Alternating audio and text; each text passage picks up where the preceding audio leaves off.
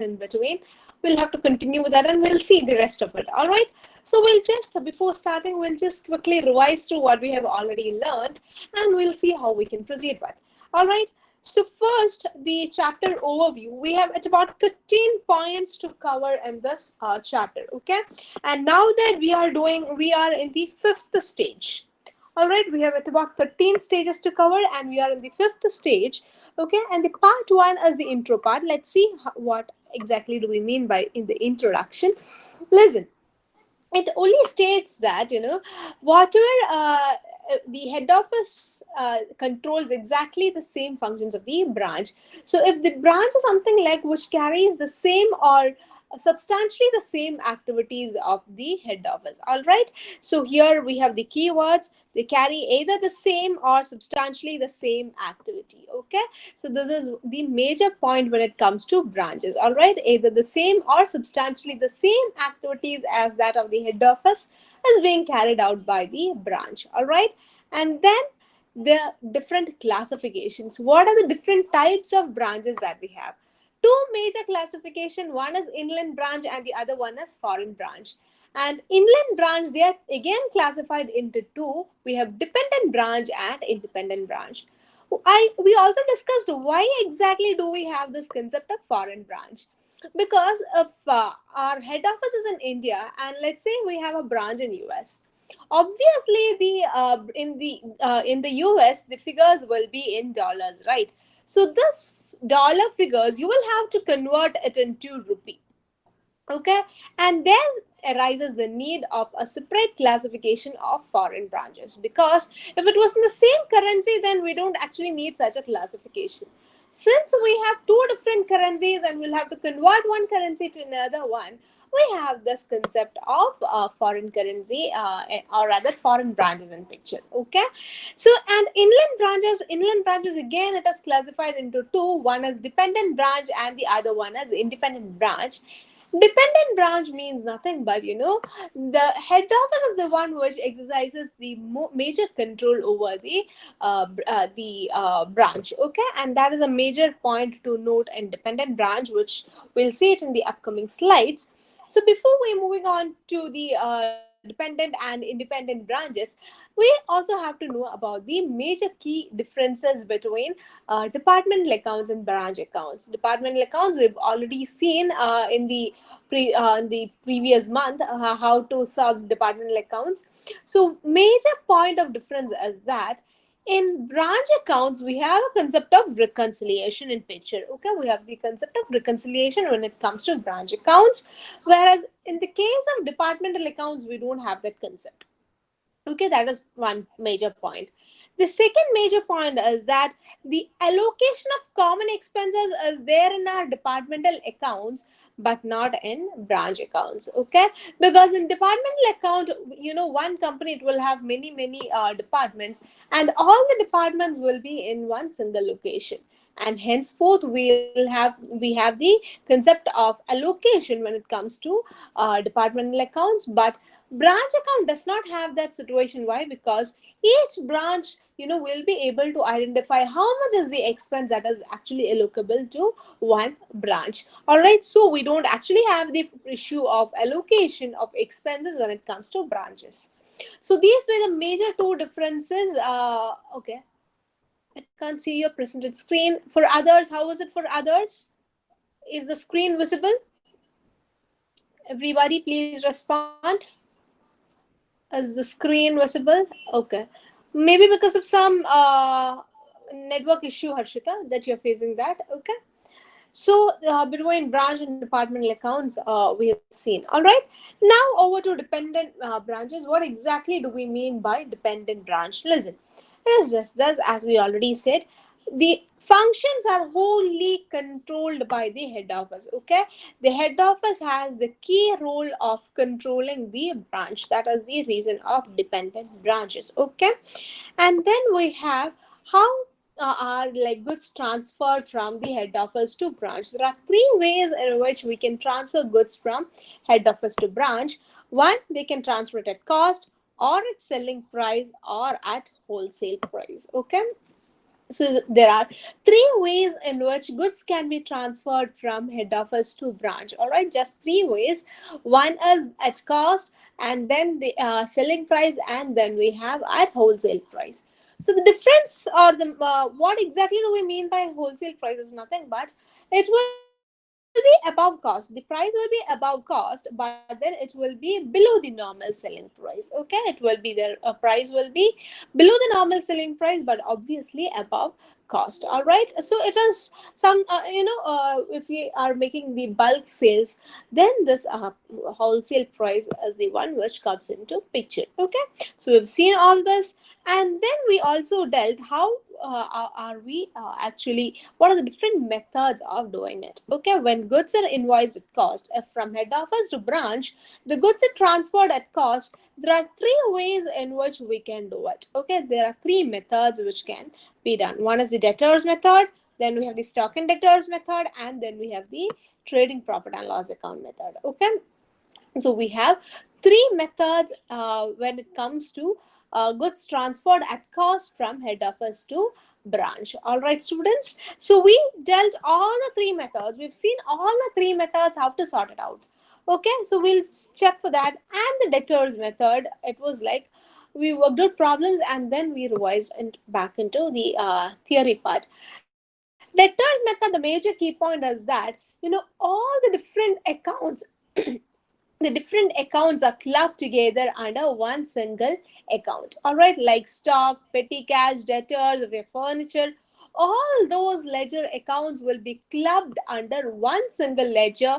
We have debtors method. Clear on that? All the different ledgers, it will be clubbed under one single ledger to compute the debtors method. And then listen. So what was how actually we do that? If this was the ledger, then you see here you write all the opening balances, here you write all the closing balances, here you have the cash remittances to HO. Remind you, it is the cash remittances and not the credit sales. This is the point which you have to take extra care about. It is the total remittances to head office that we write over here and not the credit sales. And here you write the goods received, okay, from head office. So this is the gist of it. All the points said over here, it is nothing but these major 4 points of consideration. Okay, so this was debtors method, and then was stock and debtors method. If we have to exercise a major control, or rather the branch, if you want to make a specialized a control over the branch, then we use the method of stock and debtors. All right, a detailed control will be obtained. Why? Because in the debtors method, all the different accounts are clubbed and pooled together under one single ledger, whereas when it comes to stock and debtors method, we maintain separate ledger for separate accounts. We have one for debtors, we have one for cash, we have one for stock, we have one for adjustments, we have one for P&L and things of that kind. So for each and every point, we'll be maintaining separate ledger, so that we can exercise a detailed control over the branch. All right, so these are just the samples of ledgers which we saw. Stock account to know the shortage or surplus, the branch P&L, branch debtors, branch expenses, goods sent to branch. These were just the gist of or few examples of different ledgers that we have dealt with. All right, and then the trading P&L, which this was the third method. This is way too simple. It is just that the normal trading profit and loss account, which we have seen since our +1 +2. Okay, just the the trading portion where you have the opening stock, you have the purchases, then the other side you have the sales, you have the closing stock, and as a result you get the GP. And then the GP is taken down and you write the indirect expenses and you compute the net profit. All right, so the third method is way too simple because we've been saying this from +1. All right, so this was the summary part of what the portions that we have dealt with. And then we did a question of Anjali Private Limited. All right, and in the Anjali Private Limited, it was like we were asked to do it under two methods. One was the trading P&L and the other one was the debtors method. We worked out under two methods also. Okay, so here it is with the two methods in picture. All right, And then we worked out a question of Jodha Akbar Private Limited. In this question, we worked it out under all the three methods like stock and debtors method, and cash, and the trading P&L method. Okay, so we worked it out under all the three methods. So this is pretty much about what we have learned in the previous classes. Previous class, okay. And then we also started with the next point of goods invoiced to a branch at a selling price, meaning there is profit element included. So again, we have three methods. We have debtors method, stock and debtors method, and trading profit and loss account method. Okay.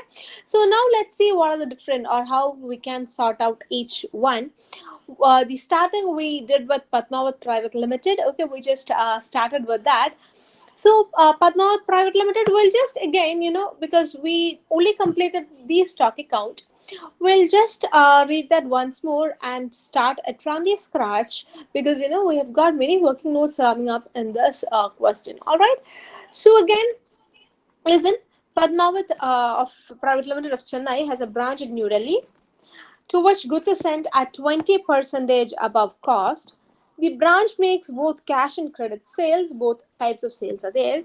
Branch expenses are met partly from HU and partly by the branch. Okay, both HU and branch makes the expenses. The statement of expenses incurred by the branch every month is sent to head office for recording. Following further details are given for the year ended 31st December 2001. Fine.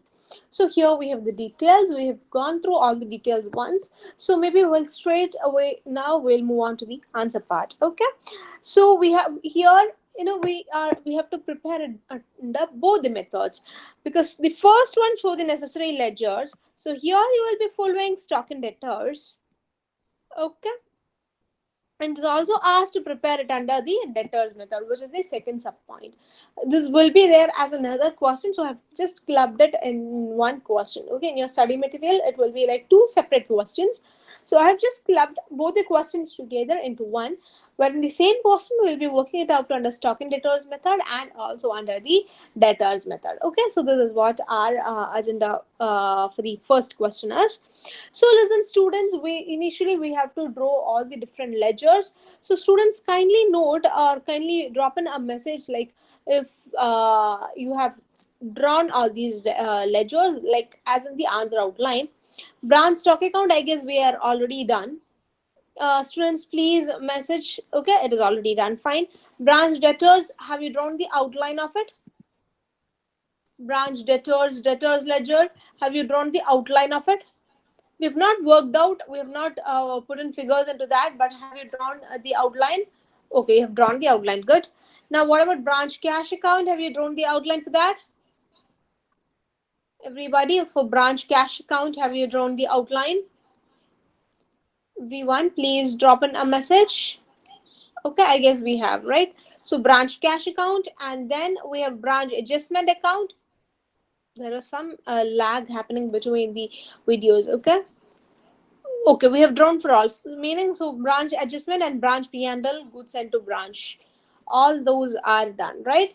And do one thing. I want one more answer outline to be done. Okay, why? Because we have this debtors method also coming up, right? So both the answers we'll be writing at first. So I know you have already started the working note one, not an issue. Just give one more answer outline, which is the debtors method. Okay, for the debtors method, kindly draw the answer outline. It will be exactly the same headings like particulars, reference, and amount. Okay, same in the other side also. Particulars, reference, and amount. Students, kindly take this answer outline also for the debtors method, which we'll be saying under a later stage, after the completion of the first one. So kindly take this up also, and once you're done, please drop in a message, students.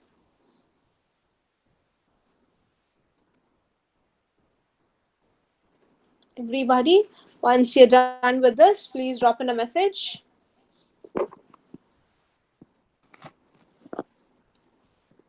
Everybody respond.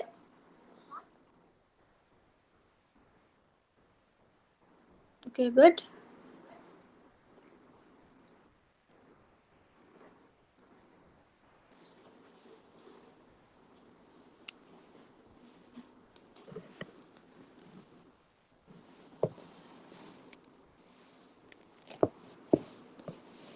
Okay. All right. So all that is done. Now that the first working note of basic data, these also we have done the name of the company, the branch location, and how are the goods transferred. It is 20% above cost. Fine. Now, see the opening stock and the reserve part.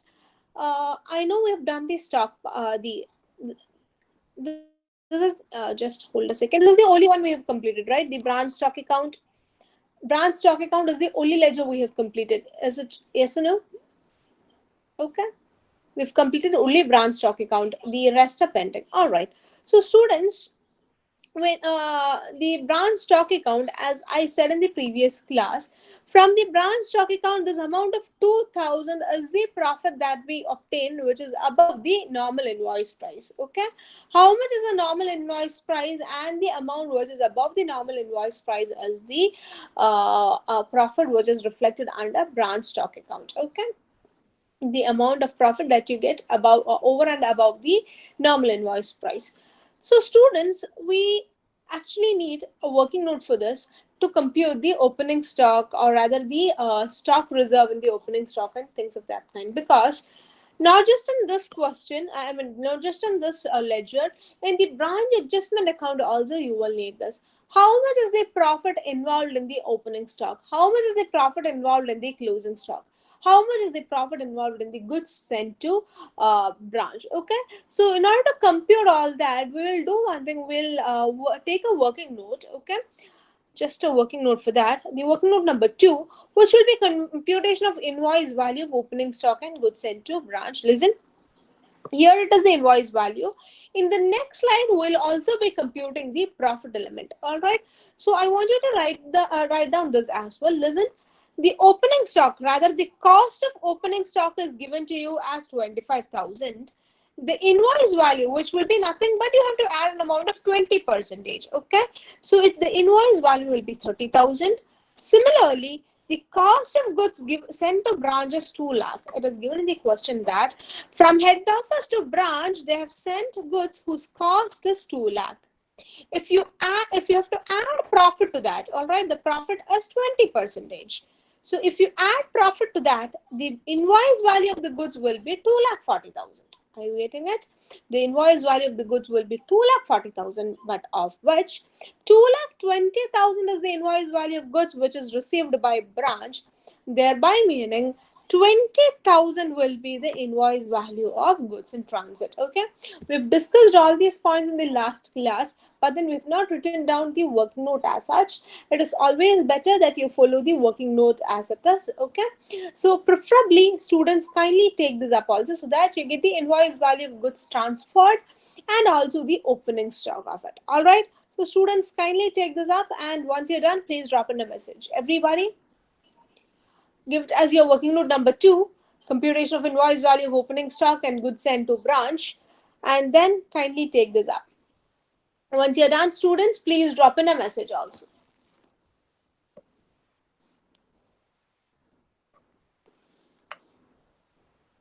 Everybody, make it fast.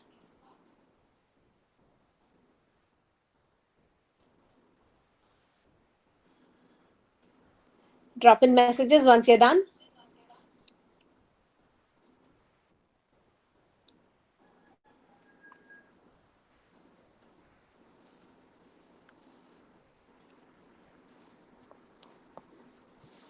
And always follow the standard format of keeping the reference column also, students.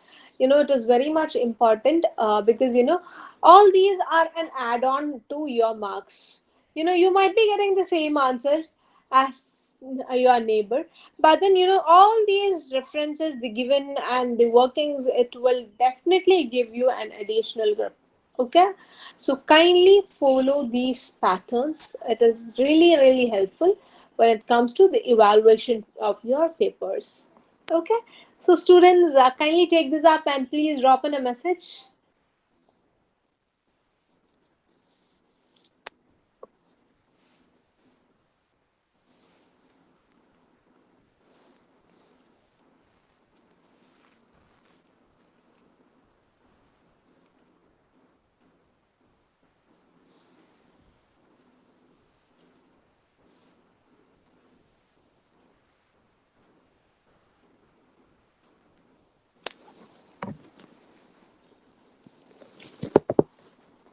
Everybody, drop in a message once you're done.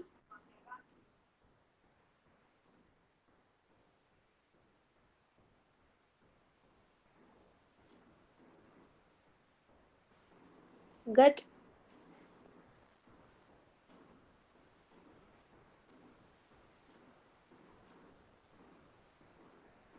All right. Okay. Now the stock reserve, because the opening stock, or rather the closing stock, and the goods sent to branch, all these actually include the amount of profit. Okay, so this profit also we will have to reverse so as to compute what exactly is the profit that we have made, right? So as to reverse these profits, we need to know how much is exactly the profit. Fine. So listen, the invoice value of opening stock is given to you in the question as 30,000, or rather in the previous working note we have computed that. The opening stocks cost is 25,000, which is already given. So the difference of the two, 25,000 is the actual cost, whereas the invoice value is 30,000. So 5,000 is the stock reserve and opening stock. All right. Similarly, in the closing stock, goods in transit is 20,000. At branch it is 28,000. So total closing stock is 48,000, of which you will have to compute the profit amount, which is nothing but 20 by 120. It will be 8,000. Now, similarly, about the goods sent to branch. Of the goods sent to branch, 2,40,000 is the invoice value of goods sent to branch. We have done at working note number 1. Now, how to compute the profit element? 2,40,000 into 20 by 120, you get the profit on that. Okay.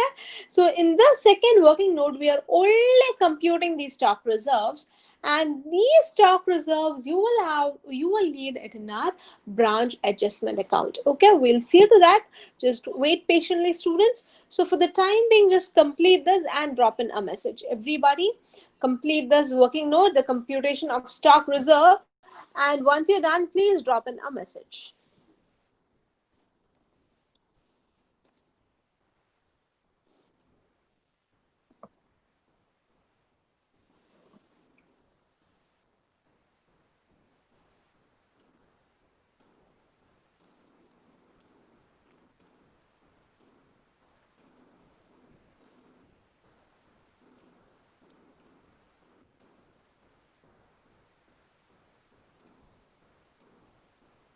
Everybody respond once you're done.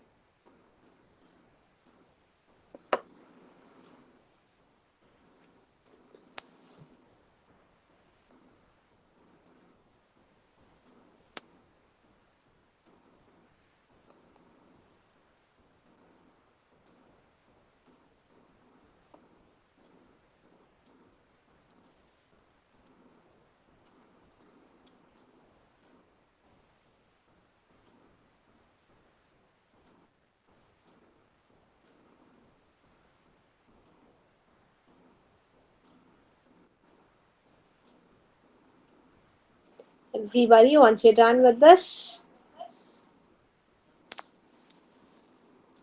please drop in a message.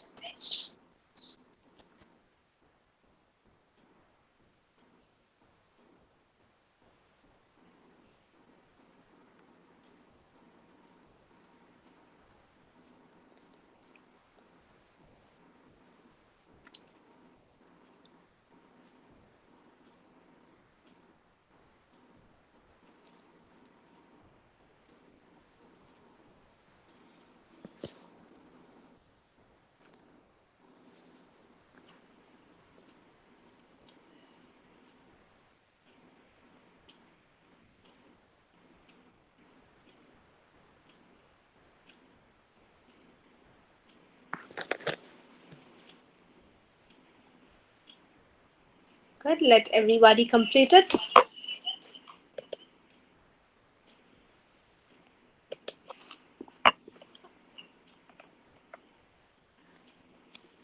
Exactly. This is not cost, this is the invoice value.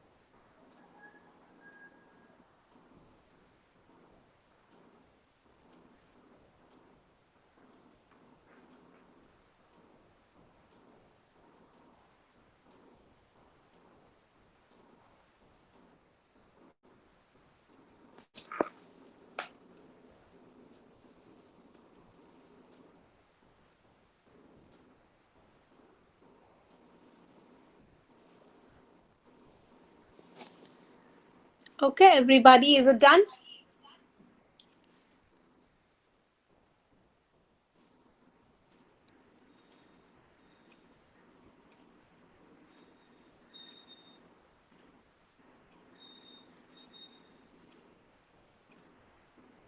Students, is the screen, audio, and video clear?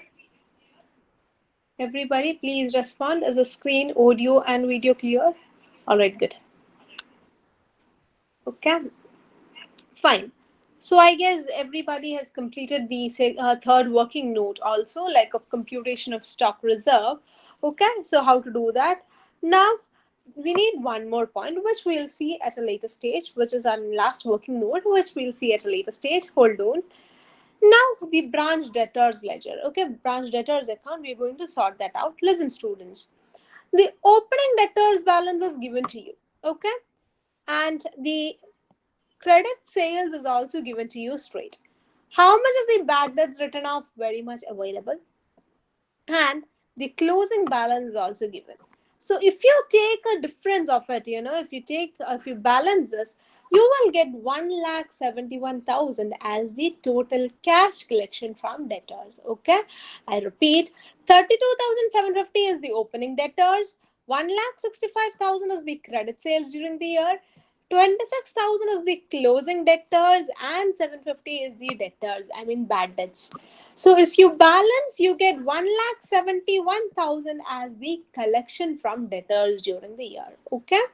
So we know that in the debtors branch debtors method, it is actually the collection from debtors which we will be using. We'll see to that at the later stage. So everybody, please complete this, the branch debtors account, wherein we just have to prepare the debtors ledger. Almost all the data except the cash collection from debtors is given to you. You just have to balance the ledger with the required content in it, and then you will be able to pull out the answer of it. Okay, so everybody kindly complete this, and once you're done, please drop in messages also.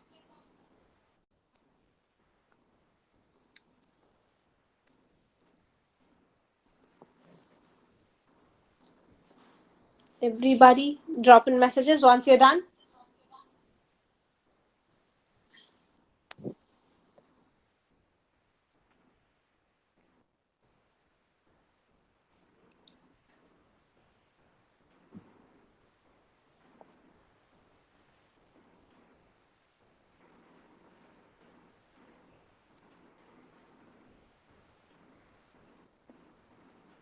Everybody, just the branch debtors account, you just have to balance it and you will get the amount of collection from the debtors.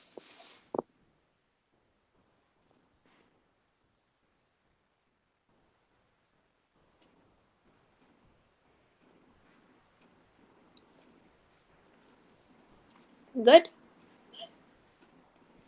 I want everyone to do what?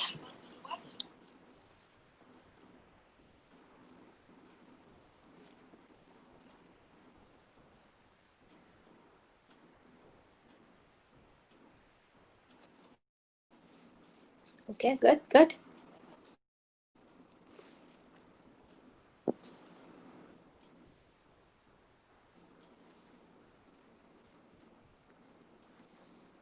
Okay, good. So we're done with the branch debtor. So we've completed two ledgers. One is the stock account and the other one is the debtors. Now it's time to prepare the cash account. See students, mostly all the data is given in the question. You just have to pick the figures from the question and put it over here. Alright. So here we go with the branch cash account. Okay. See, the opening balance is given to you in the question.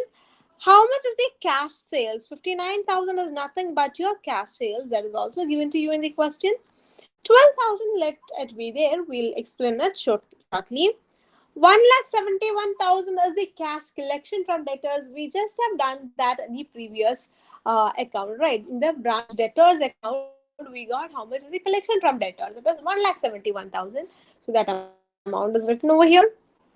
Then the amount that is remitted to head office is 2,22,500. Okay, the amount remitted to head office is 2,22,500. It is straight given in the question.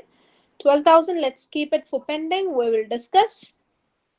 10,000 also, let's keep it for pending. And the closing balance is also given to you. So listen, the opening balance is given, the cash sales is given, the collection from debtors is given, the closing balance is given, the remittances to head office is given. So we've kept only 2 points pending. One is with respect to 12,000 and the other one is with respect to 10,000. Okay, just 2 points pending. Listen students, the amount of 12,000 is actually an expense of branch, but the point to note is this expense is met straight by the head office. Okay, so it does not affect the cash balance of the branch. All right, it does not affect the cash balance of the branch. So just to route it through cash account, you can show it as a receipt and you can show it as a payment. You've received this amount and then you have paid this amount to meet the expenses. All right. Or else it is also okay if you don't write that transaction also. From both the sides of those transactions are removed also, your answer will be perfectly correct. Okay, because logically speaking or rather practically speaking, that amount is not received in branch cash. It is straight away paid by the head office. So it is not actually required that we pass it through our cash account. Okay, not necessary. If you want, it is always better so that you get an idea of how much is the cash that is spent directly by the head office. All right, and then the 10,000. Listen, all other figures in the cash account is given. We have opening, closing, collection, and remittances to HU. The old and again the cash account is not balancing. There is a shortage of 10,000.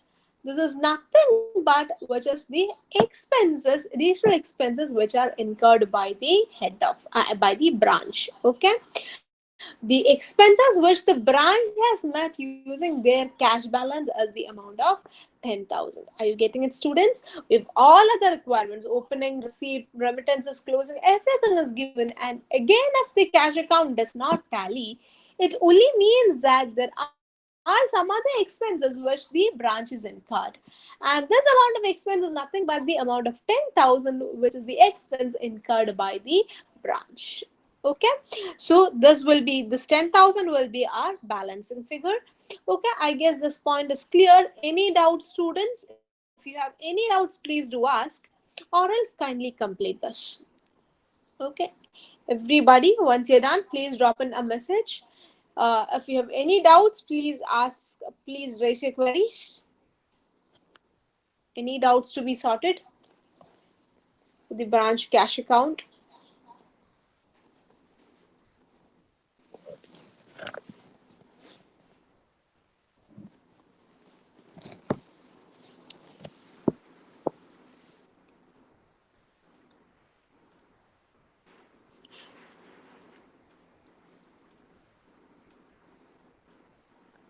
Everybody, once you're done, please drop in a message.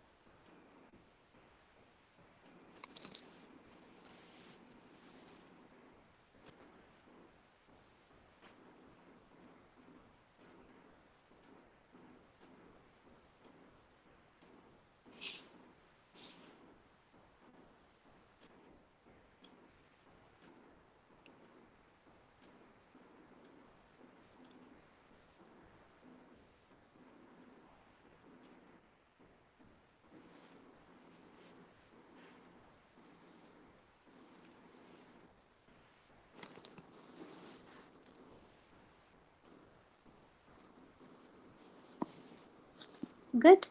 Everybody completed? Check the question and make sure the figures are available in the question and only then work it out, students.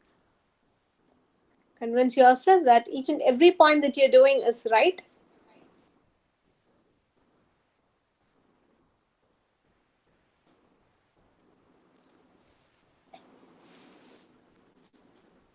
Good.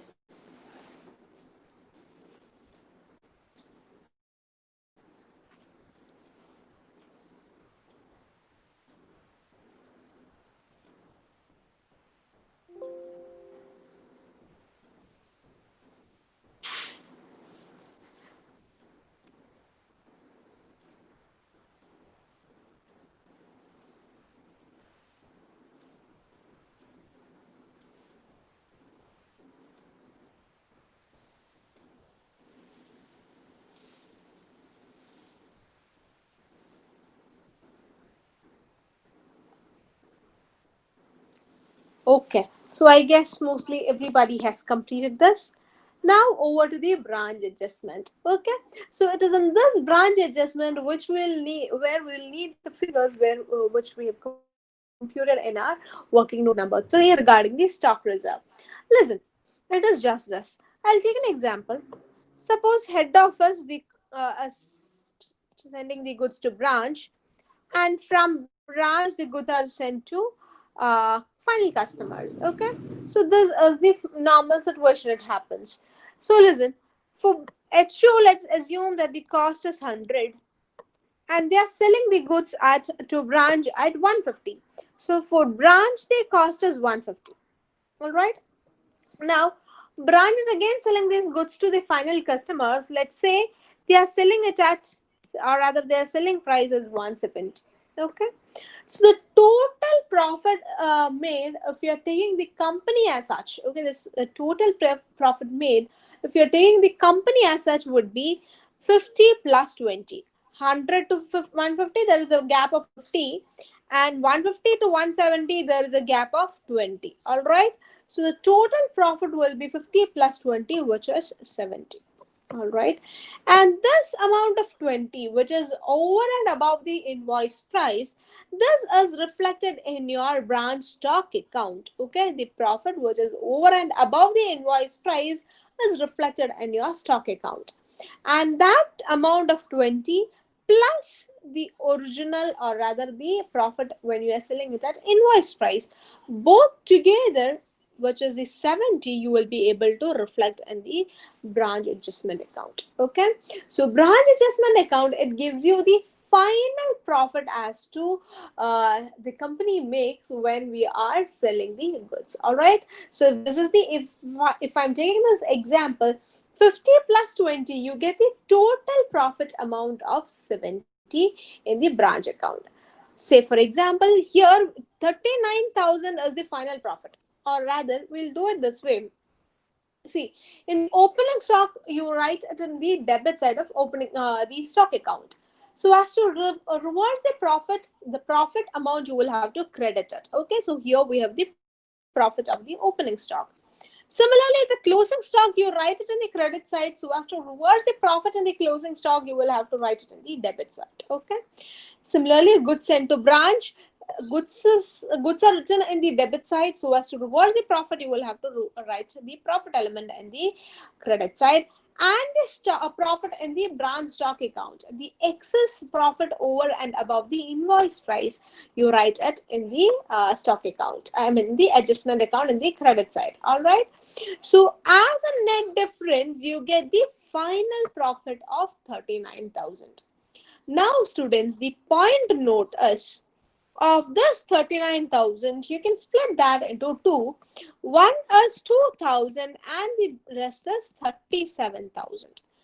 2,000 is the profit that you get over and above the invoice price. Okay, this is the profit that you make above the invoice price, and this is the normal selling price. Okay, This is the normal selling price, or rather the profit at normal selling price. Are you getting it? This one is the profit at normal selling price, and the other one is the profit above the invoice price. So a total of 39,000 will be our actual profit made. All right, and I've just given a split of 39,000. That is it.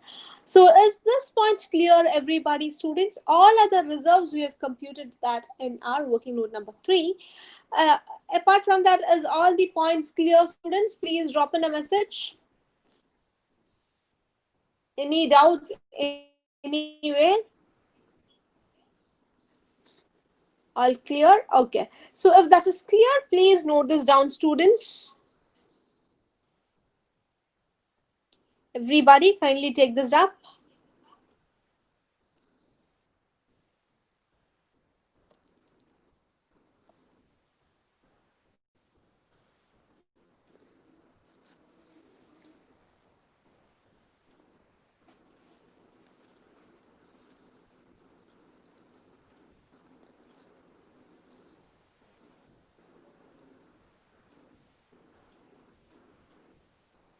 Everybody, kindly complete this, the branch adjustment account, and once you're done, please drop in a message.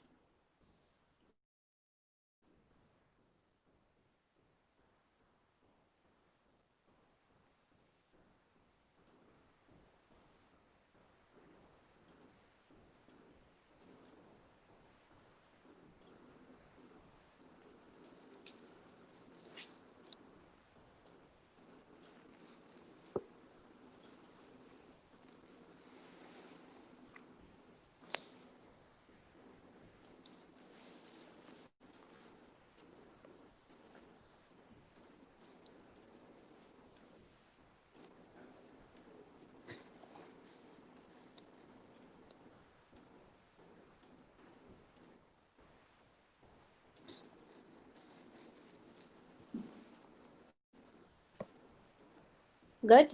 Did everybody complete it?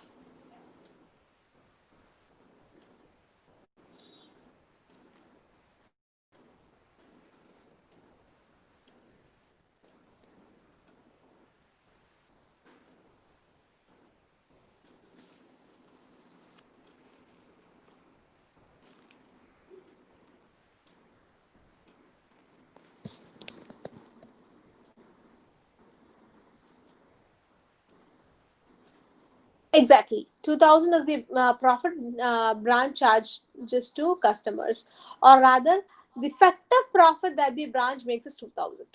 Okay, that is the point, Thomas. The effective profit that the branch makes is 2,000. Exactly. 37,000 is charged by HO to branch. Correct.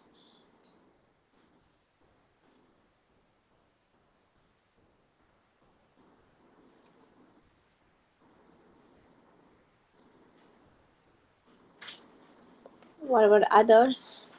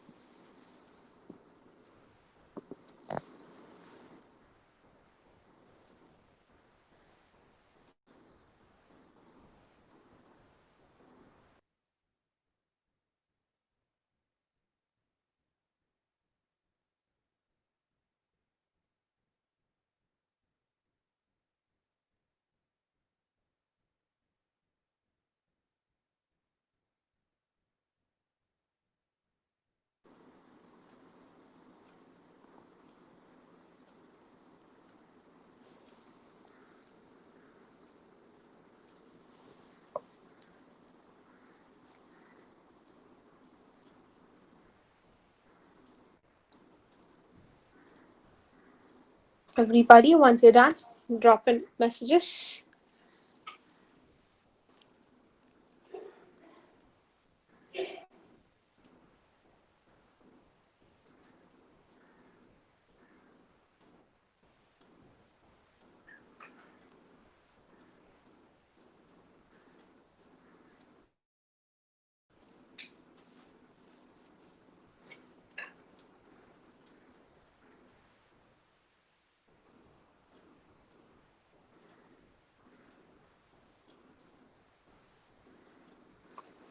How many more to complete? See, we have already done the working note regarding this. So you just have to copy the figures from the working note. That is it.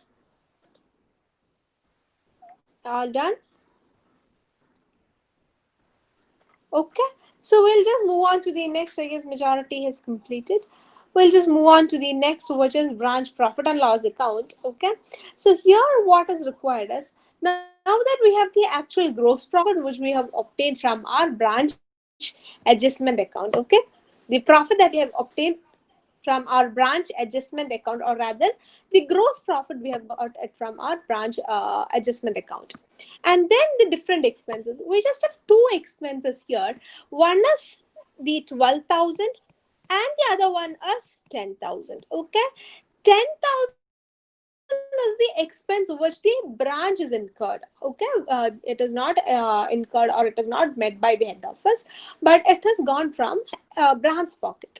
And the amount of 12,000, thus 12,000 is incurred by the branch, but then the amount is paid by head office. So a total cash expense of 22,000 is incurred. Then we have a bad debts. When we drew the debtors account, we saw this amount of 750 in the branch debtors account as our bad debts. So this amount of 22,000 and 750 together, 22,750 is our total expenses. So from the gross profit of 39,000, you reduce the 22,750, you get your final net profit. All right. So this is how we have to do it. All right. So this is the branch profit and loss account, students. So kindly take this up. Everybody, kindly take this up. The branch profit and loss account. From that you get the final net profit.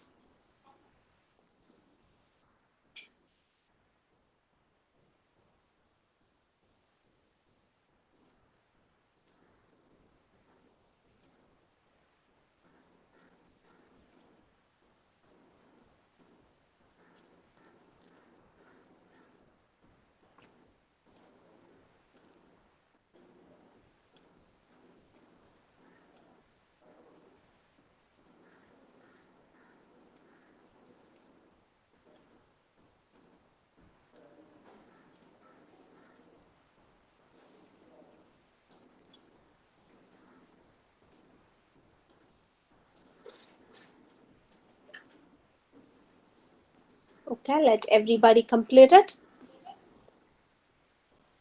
Good.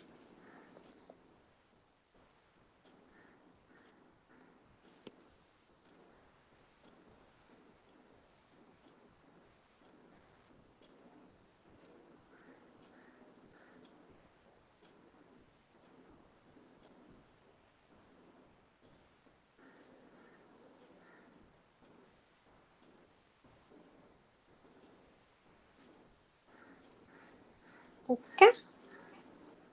Almost everybody is done. All right. So now we'll move on to the next one, which is goods sent to branch account. We just have one more ledger pending. Okay, about the goods sent to branch. All right, listen.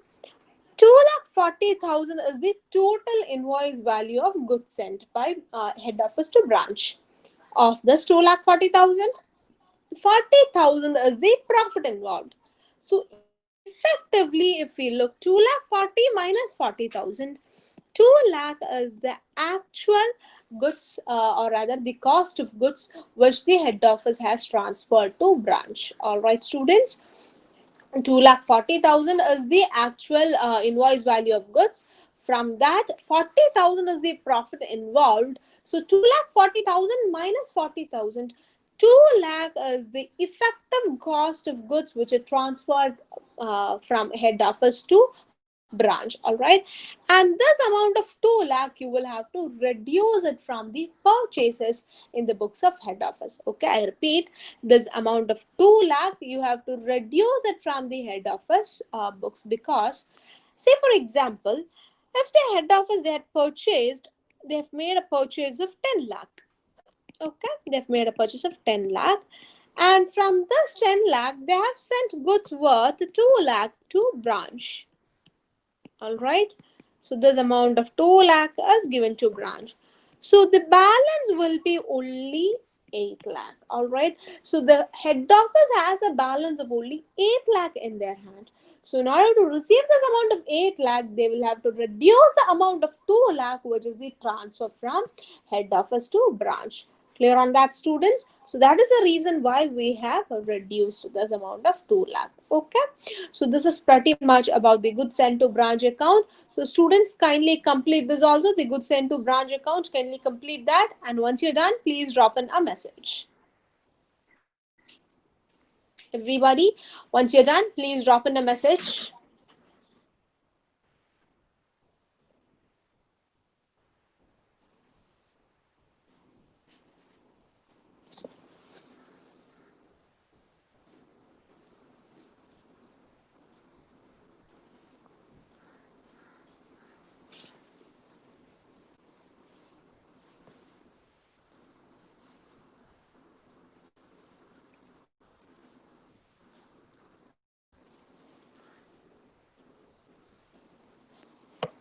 Everybody, any doubt, please raise your queries, or else once you're done, please drop in a message as well.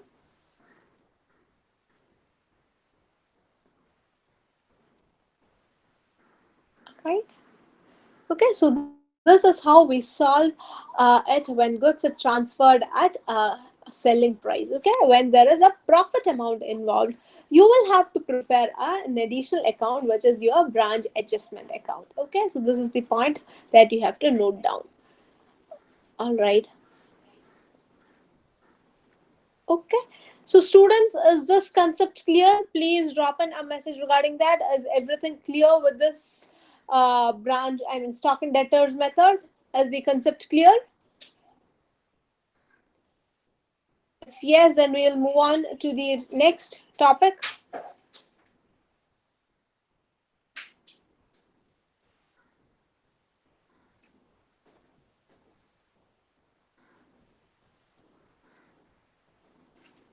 Branch expense account is not actually required. If you want, you can prepare it. See, listen. See, just these expenses, just these three expenses together, you will get the branch expense account, nothing more. Okay, just the three expenses together, you will get the branch expenses. That is the only deal. All right, if you want, it is, since it is only three expenses, I did not take it, only three, and if you want, you can take that and draw it up. Okay, right.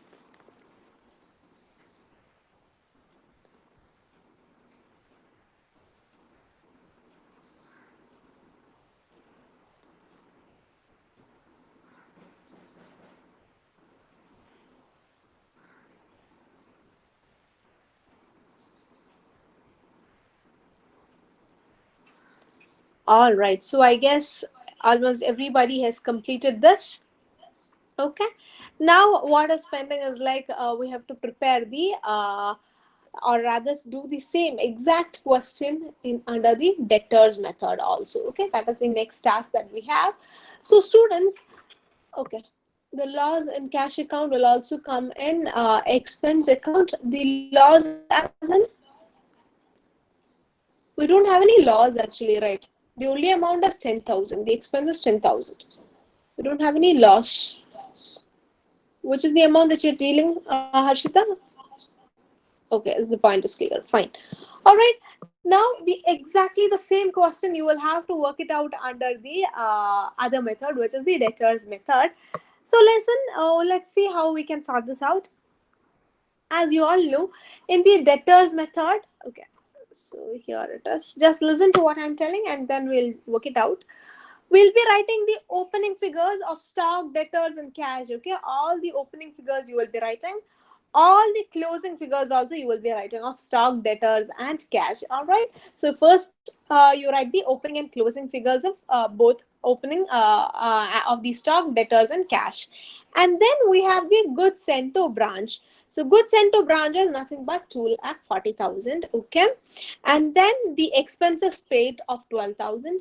But remember, when we are writing the expense, you only write the expense which is met by the head office. Okay, the expense which is met or which is paid by the branch is not required to be taken here because we are writing the opening and closing balances of cash. So automatically the expense gets captured. So you don't have to write separately the expenses which are incurred by the, or not incurred, right, rather which are met by the branch. Okay, only those expenses which are met by the head office you will have to note this down over here. Okay, now then we have the stock reserves. This is the stock reserve on the closing stock, and here we have the stock reserve on opening stock. Here we have the stock reserve on the goods sent to branch. Okay, now the point is the remittances to HU. Listen carefully. When we are dealing the remittances to HO, we have 2 points to note. One is 59,000 and the other one is 1,63,500. Okay, so listen, students, 59,000 is the cash sales. Okay, and it is given in the question that cash sales is straight away given to the head office. All right, so 2,22,500 is the total collection that we total remittances to head office. Of this 2,22,500, 59,000 is relating to the expenses, or rather the cash sales. So the balance will be out of the debtors collection. All right. I repeat, 2,22,500 is the total collection which is given in the or total remittances to head office, as said in the question. Of this 2,22,500, 59,000 is regarding the cash sales. Okay, so the balance 1,63,500 will be the collection with respect to the debtors. All right, students, not actually collection, the collection and the final remittances to head office. Okay, so the opening stock is given, the closing figures are given, goods sent is given. You just have to reverse the stock reserves also. That is the only point. Is it clear, everybody? And for this working note number 4, we'll have to take this down. Okay, so here we have the working note for that. The debtors collection remitted to head office. Students, kindly take this up. 2,22,500 is the remittance to head office, of which 59,000 is relating to the cash sales. So the balance 1,63,500 will be relating to the credit sales. Okay, so everybody complete this. And once you're done, please drop in a message, everyone.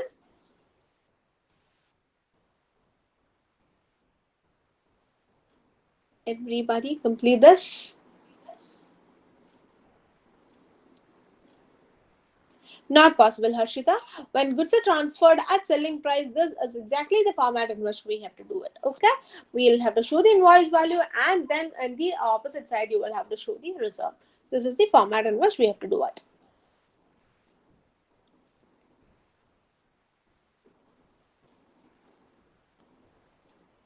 The impact is the same, but there is a pattern in which, because once we look into the account straight, we should know what exactly is invoice value and we should know how much is the profit involved.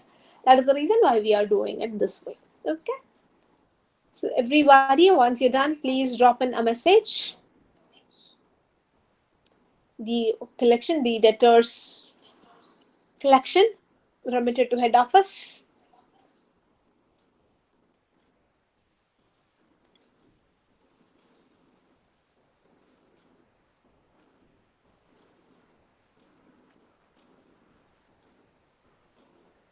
Good.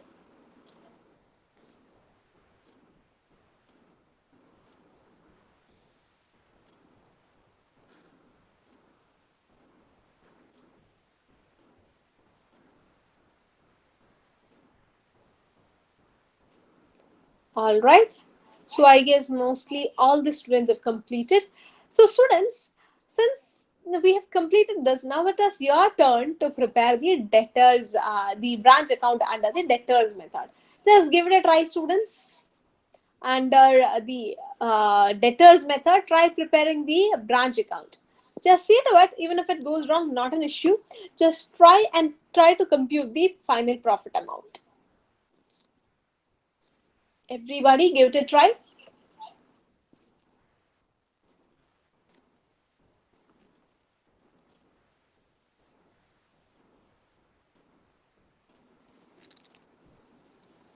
Once you're done, drop in a message as well.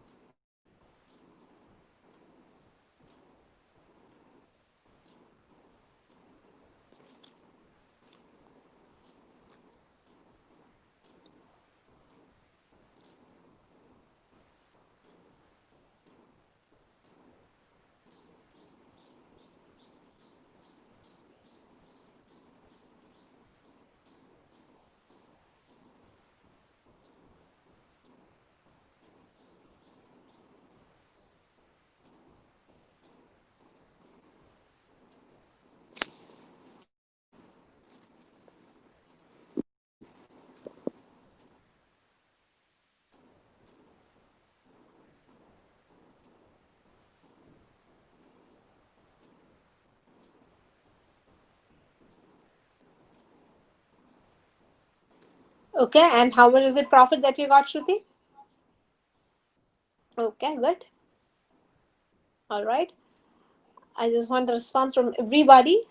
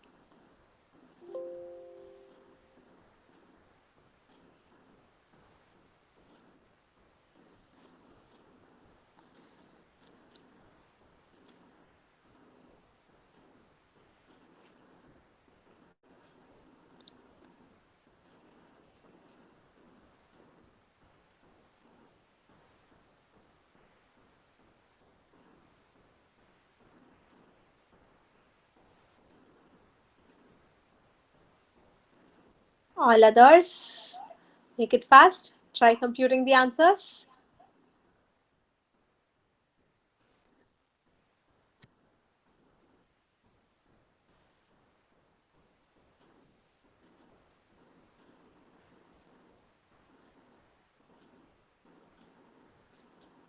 Okay, good. Anandu,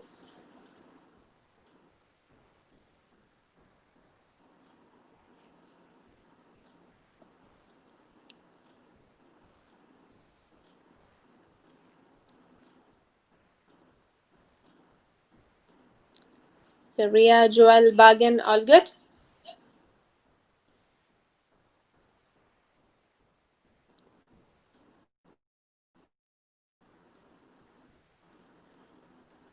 Varun, Donna, Anu, good going? Let everybody complete it. So here you have the answers, the final answers. Good, Lakshmi. Okay, so here it is. 16,250. You will get exactly the same profit as you got before. Okay.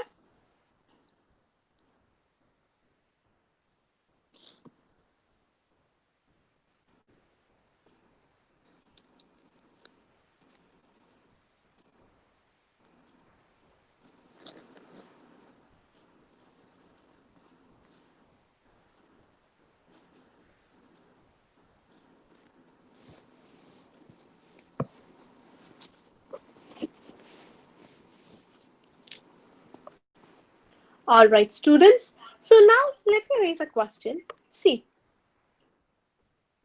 the actual collection from your debtors is 1,71,000. Okay. In our debtors ledger, we have shown that the actual collection from debtors is 1,71,000. But then the remittance to our head office, we have shown it as only 1,63,750, right? 1,63,000. Well, 500. All right, 1,63,500 is the remittance to HU. What might be the reason for that? 1,71,000 is the amount that you have collected on account of credit sales or from your debtors, but you have remitted only 1,63,500. What might be the reason? Anybody?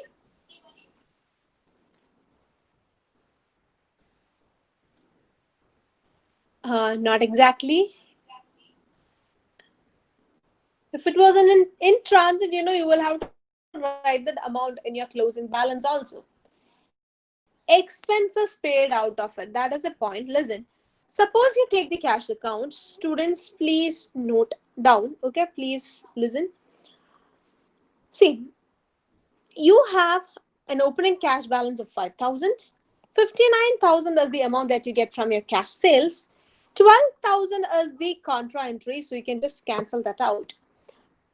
2,22,500 is the amount that you remit to HU. 10,000 is the expenses paid. Okay, and you have a closing balance of 2,500. So listen, everybody. Of the 2,22,500 that you collected, we assume that 59,000 is out of cash sales. So the balance of 1,63,500 is the amount which is remitted to head office. Okay, this is the amount which is remitted to head office. How was this amount incurred? 1,71,000 is the amount we collected from our debtors. Okay, 1,71,000 is the amount that we collected from our debtors. 10,000 is the actual expense incurred. 10,000 is the expense that we have incurred, and also from opening balance of 5,000, closing we maintain a balance of only 2,500. So there is a reduction in our cash account. In the branch account, the cash balance, there is a reduction of 2,500. So normally they would have sent this amount also to our head office, right? So from 1,71,000 that we collected from our debtors, 10,000 you have given it as an expense, and 2,500 is a reduction in our cash balance, which you would have definitely given to our head office. All right. So effectively, the amount will be 1,63,500, which will be remittance to our head office. Are you getting the, students? We have received a total of 1,71,000 from our debtors, but of which 10,000 expenses paid out, and then 2,500 is the reduction in cash balance, meaning this amount also you would have paid it to our head office. Okay. So effectively, you get 1,63,500 as the remittance to HO with respect to our collection from debtors. Is the point clear, everybody? Everyone, is it clear? Everyone? Students, please. Okay, everyone is fine with this? Okay, sure, Anu. Listen. See, total collection is 2,22,500. Okay, total remittance to HO is 2,22,500, of which 59,000 is related. And then we have an amount of 1,63,500. Okay, we have an amount of 1,63,500, which we say that this is the collection to HO on with respect to the amount the amount that we have received from our uh, credit sales, or rather from our debtors. So the point to notice, 1,71,000 is the total collection from debtors that we have made. Okay, of this 1,71,000 that we received, 10,000 we have paid it to our expenses. To meet the expenses, we have paid an amount of 10,000. Okay, 1,71,000 is the amount that you collected from your debtors, but 10,000 expenses you have incurred. Clear on that? And also, from opening 5,000 cash balance, it has reduced to 2,500, meaning there is an excess of 2,500. If you see to the cash account, there are no other expenses. So this 2,500 gap also we would have passed it to our head office. Clear on that? So total 1,71,000. From that you will have to reduce 10,000, and 2,500 also you will have to add, because there is a reduction in our opening balance and closing balance, and no expense is actually incurred also. Okay, so effectively 1,63,500 will be the remittances to head office with respect to cash collected from debtors. Is the point clear, Anu? Okay, everybody, is everyone complete with this?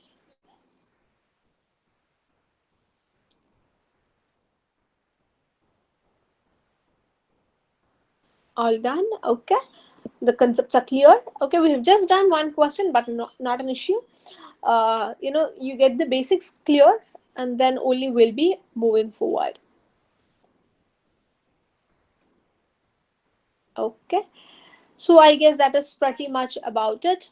Now students, you can take a break. Okay, be back by 2:58. All right, 10 minutes plus, be back by 2:58. All right, yes.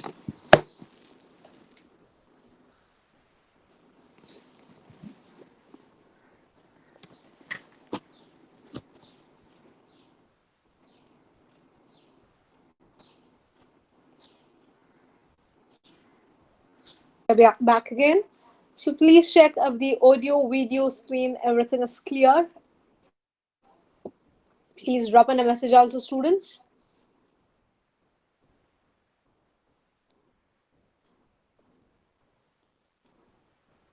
Everybody, is the audio, video, screen, everything clear?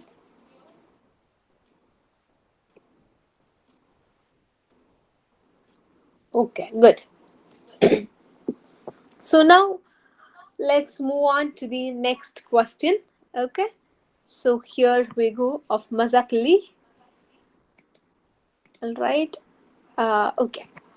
So this is just the next question in your textbook. We'll see how we can sort this out. Mazakli, who carried on a retail business, opened a branch X on January 1st, 2001, where all sales were on credit basis. Okay, the sales are on credit basis, fine. All goods required by the branch were supplied from the head office and were invoiced to the branch at 10% above cost. Okay, all right. So the goods are sent at 10% above cost. Okay, so this is the point to be noted. And the 3 months details are given. We have Jan, Feb, and March. So we are asked to prepare the details for these 3 months. Okay, so we'll see. There are details. We'll see to that when we are working out the problem. The stock of goods held by the branch on 31st March 2001 amounted to 53,400. So this is our closing stock. Okay, so the total closing stock, it is not separately given, but instead the total closing stock is also given to you. Fine. Record these transactions in the head office books, showing balances as on 31st March 2001 and the branch gross profit for the 3 months ended on that date. Okay, all the workings should form part of your answer. All right, listen. Here, what are we asked to prepare? we are asked to prepare the ledger showing the balances. Okay, showing the balances means we have to prepare it under the debtors method. All right, we have to prepare it under debtors method. Listen, uh, if the question's intention is to prepare it under stock and debtors method, they'll definitely say prepare the various ledgers. Okay, if they use the term prepare various ledgers, you can always prepare the stock and debtors method. But showing the balances, okay, showing the balances of various ledgers in the account means mostly their intention would be to prepare it under debtors method. Since even then the question does not specifically state which method is to be followed, you can follow either one, either debtors method, stock and debtors method, fair enough. But always preferred will be debtors method when they are using the words showing balances. All right. So listen, everyone. I'm using the debtors method here. Okay. So here, firstly, we need to have the answer outline, which is nothing but a single table. Okay, or wherein we'll have 3 plus 3, 6 columns. So this is the answer outline. Students, kindly take this up. Please note down the answer outline. Once you're done with the answer outline part, yes, then we'll move on to the next. Okay. So students, kindly take this up, and once you're done, please drop in a message. Excuse me.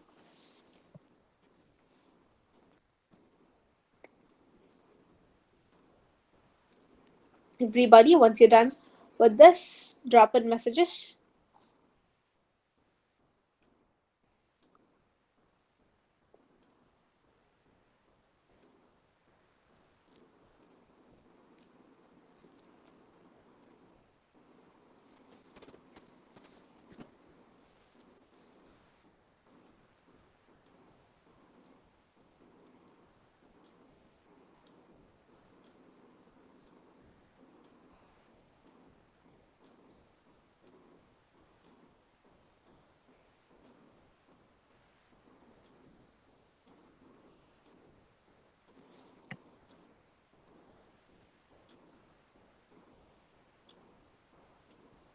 Once you're done, please drop in messages, students.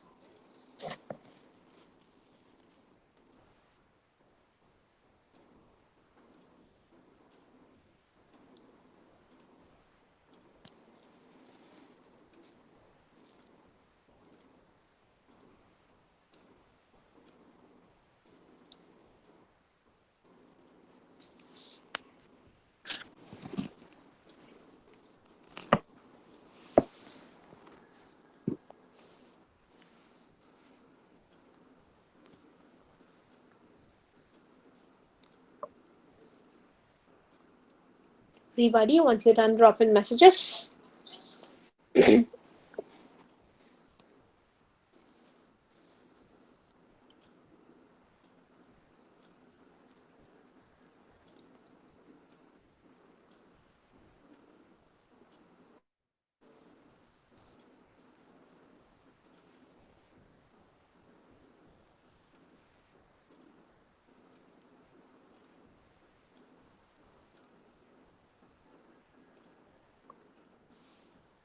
Okay, everybody.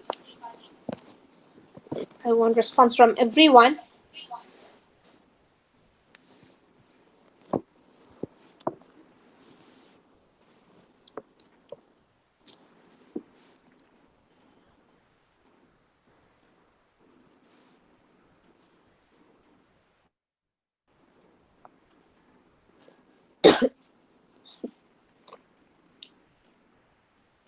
All right. Okay. So now that we have the answer outline, so we'll just take up the basic data, and then we'll move on how to work it out. Listen, the goods are transferred to branch at 10% above cost, and the closing stock, because that is given inside the paragraph, that is the reason why I've taken that specifically. The closing stock altogether is 53,400. All right. So students, just these two data will be more than sufficient. Kindly take this up, and once you're done, please drop in a message, everyone.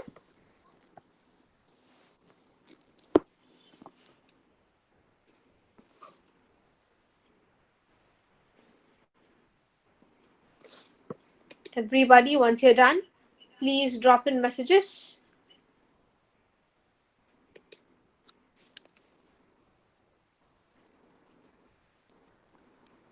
The basic data.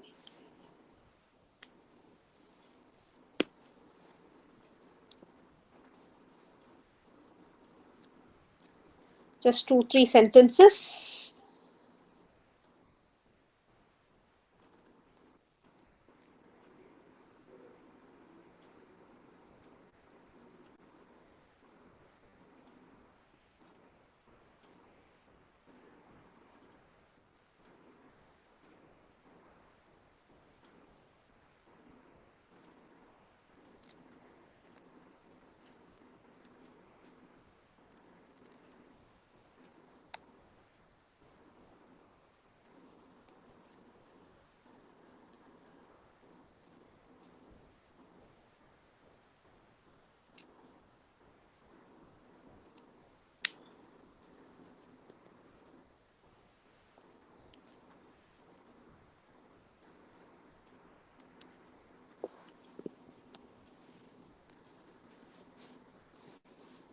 All right. So now we'll move on to the next. Okay. Before to the working notes, let's see what exactly do we need. All right. Listen. So this is the one. We will not have any opening balances. Reason being, this is a newly opened branch. So having opening balances is just not possible. All right. So we start with the goods sent to branch. This amount is not straight away given. We'll need a working note for that. The stock reserve also will have to compute. The cash collected will have to compute. Goods returned will have to compute. So almost everything except the closing stock. Okay. The closing stock amount of 53,400 is straight away given. All other figures you will have to compute. All right. So firstly, we'll just move on to the working notes, because by now you know what are the different items to be there in our debtors method, right? We should have the opening balance, the goods transferred, the closing balances, the cash remitted to head office. These are the major items which we'll need in our branch account, okay, or rather under debtors method. So almost all the figures will need, because these figures are not specifically given in the question. Either we'll have to add 2 or 3 points, or we'll have to subtract another point. Okay, so we'll just take a working note and work it out. All right, so here we go. The second working note, it deals with the goods transferred to head office. Listen, everyone. The cost of goods sent to branch, okay, it is given as 3 months for Jan, this much for Feb and March. So this is the total cost of goods, 40,000, 50,000 and 60,000. So total cost of goods transferred is 1,50,000. All right. So the total cost of goods transferred to branch is 1,50,000. To that you add a 10% profit. All right. You add 10% profit, which is 1,65,000. Okay. Similarly, how much have we actually returned? 1,200, 600 and 2,400 are the returns for the months Jan, Feb and March respectively. So the total return happens to be 4,200. So from 1,65,000, if you reduce 4,200, you get 1,60,800 as the net invoice value of goods sent to head office. Are you getting it? Listen, from the total 1,65,000, if you reduce 4,200, you get 1,60,800 as the net invoice value of goods sent to head office. Clear on that?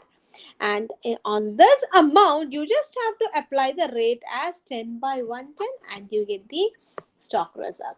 Okay, so this is only with respect to goods transferred to head office. We're transferring goods to head office, there are certain returns. So you take the difference, you get the net transfer, and on this you just have to apply the profit percentage so that you get the profit amount, or rather the stock reserve.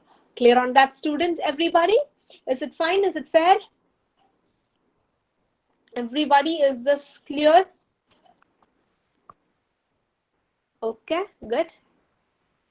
Send to branch. Send to branch. Goods transferred to branch.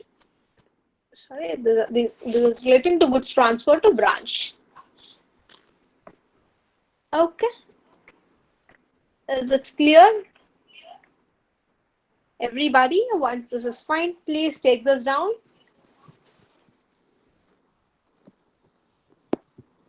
The goods transferred to branch. And once you're done, please drop in messages as well.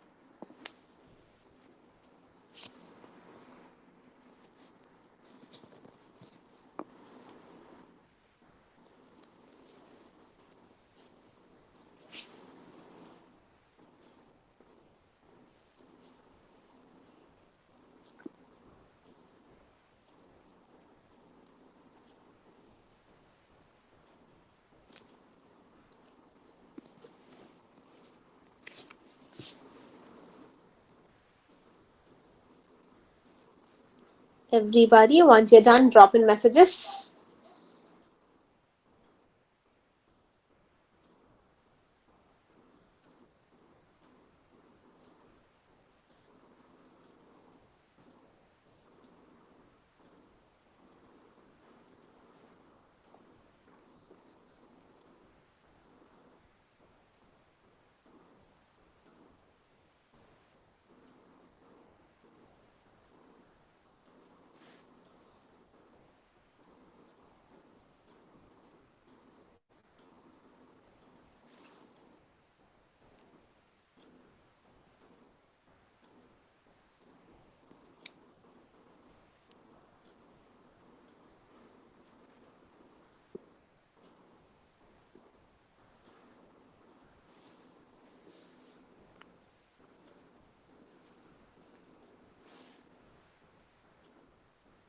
Good. I want everyone to complete it. Please cross-check the figures with your question also. Be convinced and only then take this down. Okay, that is how you should do also. Understand each and every concept.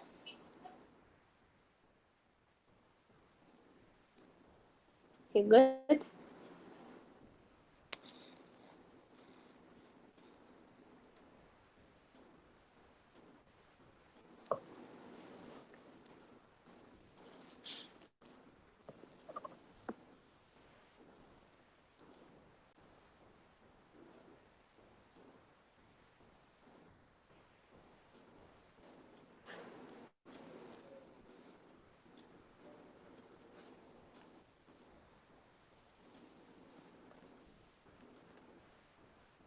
Let everybody complete it.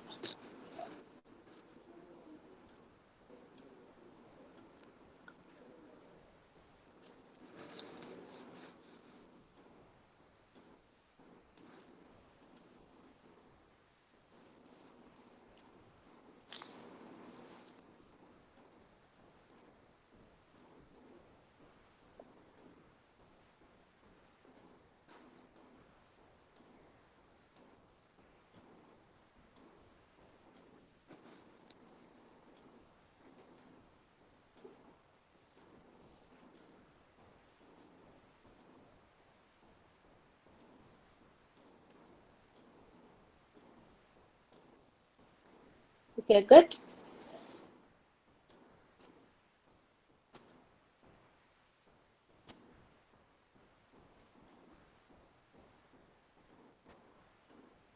All right. Okay, so I guess majority has completed this. Okay, regarding the goods transfer to branch, how much is the goods transfer to branch? Fine. So next is like the closing stock and the reserve. The closing stock amount is straight away given to you in the question. But how much is the profit amount? Into 10 by 110, you get the profit in the closing stock. Yes or no? Okay, students, so kindly check this up. Once you're done, please drop in messages. All these are simple, very simple task.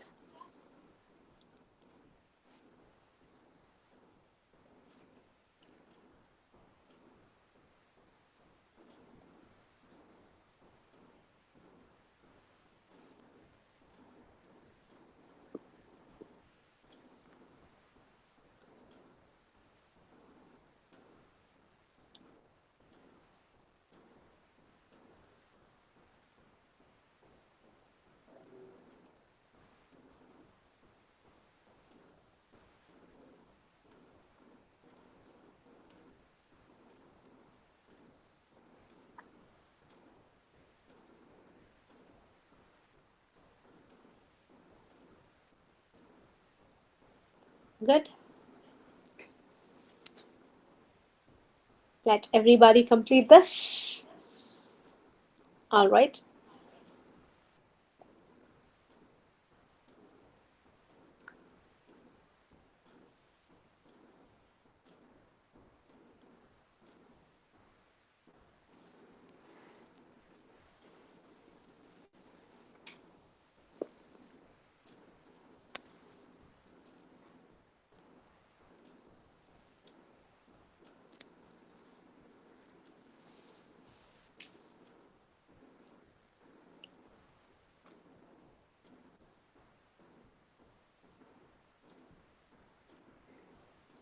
Okay. So I guess by now everybody has completed the closing stock and its reserve. Now we need to know the closing debtors balance also. Okay, the closing debtors is not given. We don't have any opening debtors obviously because the branch is newly started. So we don't have any opening debtors as such. But then we will have to compute how much is the closing debtors because we are following the debtors method. So definitely we'll need the closing debtors in line. So here we go. The total sales we have, it is given in the question that the entire sales is on credit basis. Okay, entire sales is on credit basis. So the total sales is available, and how much is the cash received from debtors? That is also given in the question as 1,06,000. So total sales minus the cash received, you get the closing debtors. All right, students, you have the total debtors. The total sales. After on the sales, you just have to reduce the total cash collected, and then you get the closing debtors. All right, students. So everybody, just take this up. Also, everyone, make it fast. Just to compute the closing debtors, or you can even write it as closing debtors computation.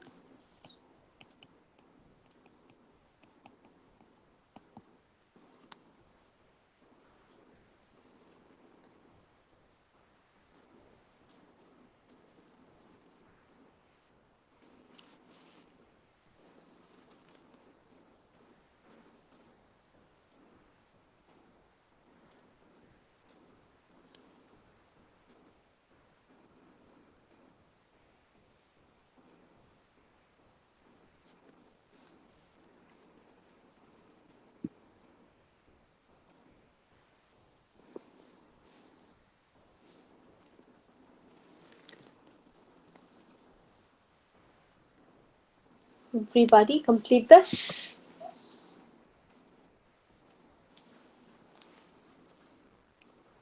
This is how we compute the closing debtors.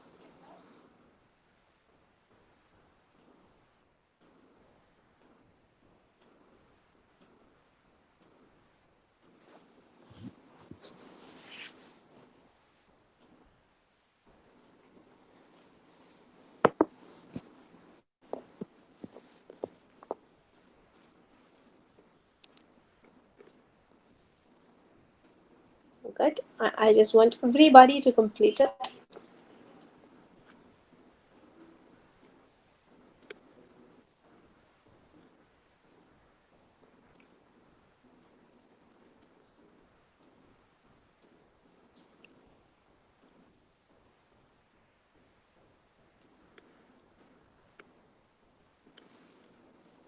Good. Anandu?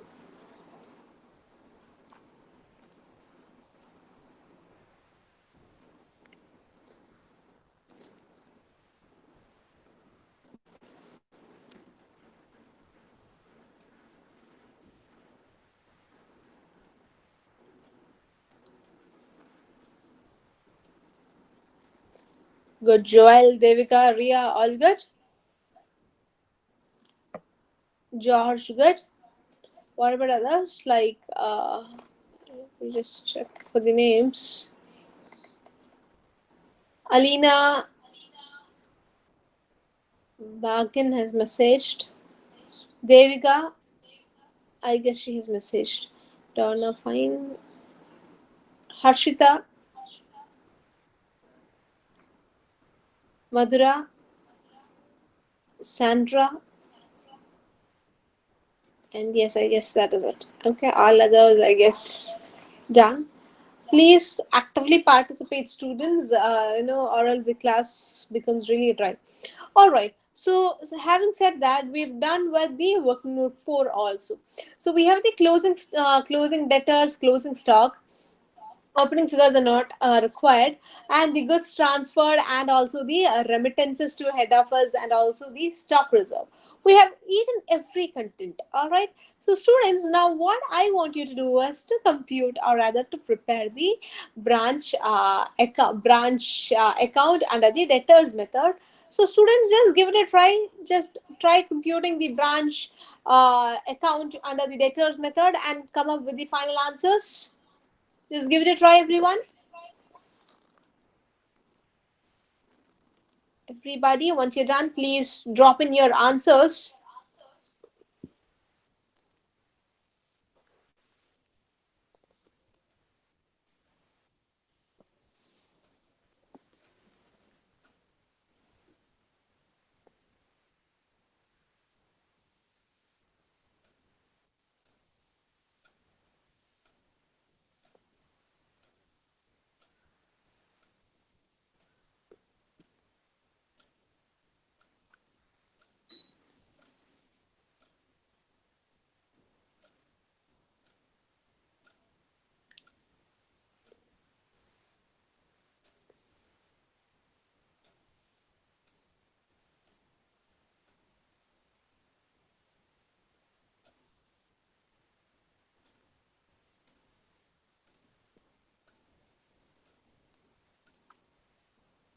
All figures are straight in the question, or rather in the working notes. You just have to pull out the figures in the working notes and put it over there. You will get the final answers. Okay, just give it a try, everyone. Come up with the answers.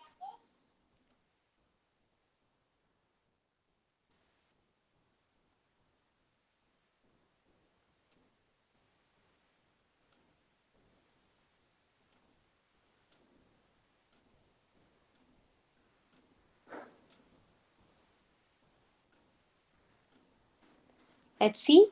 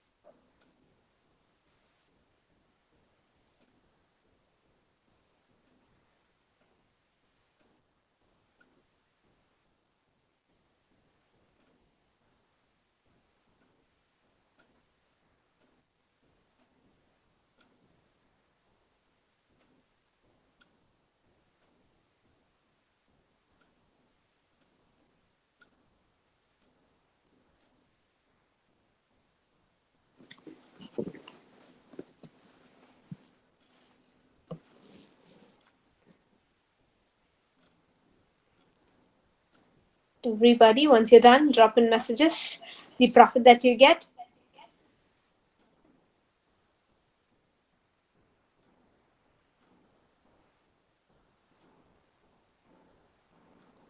Okay, Thomas, let's see for the answers.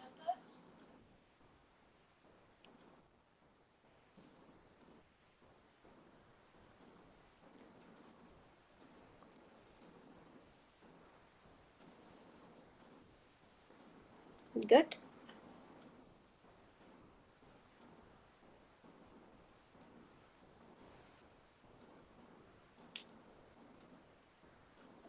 Okay, so almost everyone has come up with the same answers. Now, a few more left. Joel, are you done?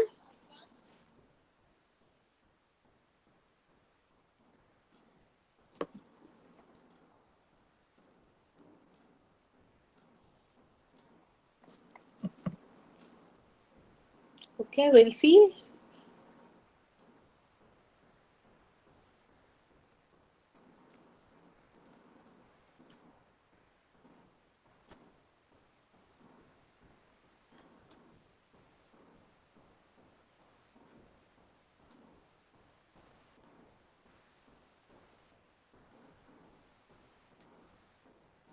Okay, so let's just check for the answers now. 37,363 is the final profit that you get. Okay, so this is how we solve the question, students. Good. All right, so I guess these concepts are pretty much clear for everyone. Any doubts so far, students? Please raise your queries. Any doubts? Any doubts so far? Like the points covered, is it all fair? Okay,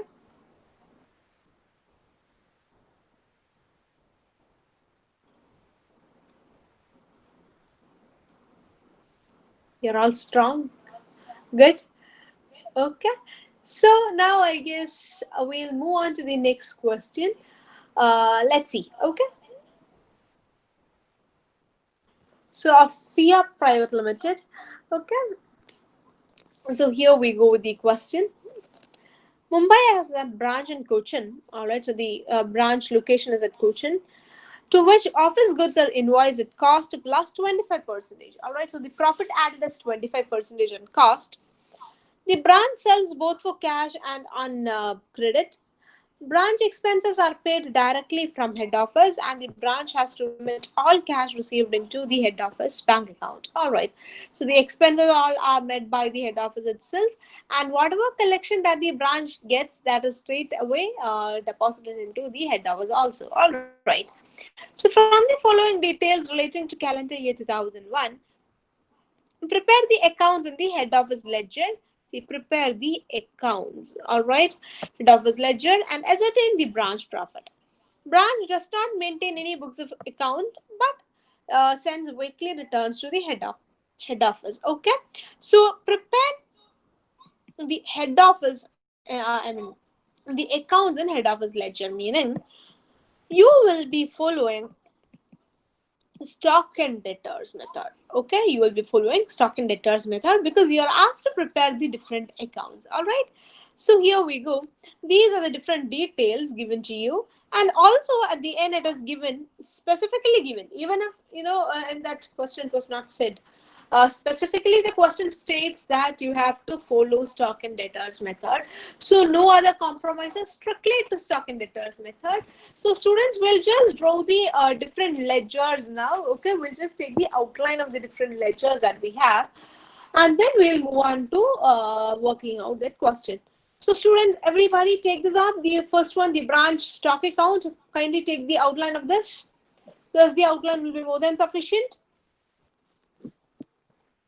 We'll discuss the points soon. Just the branch stock account, the outline of it.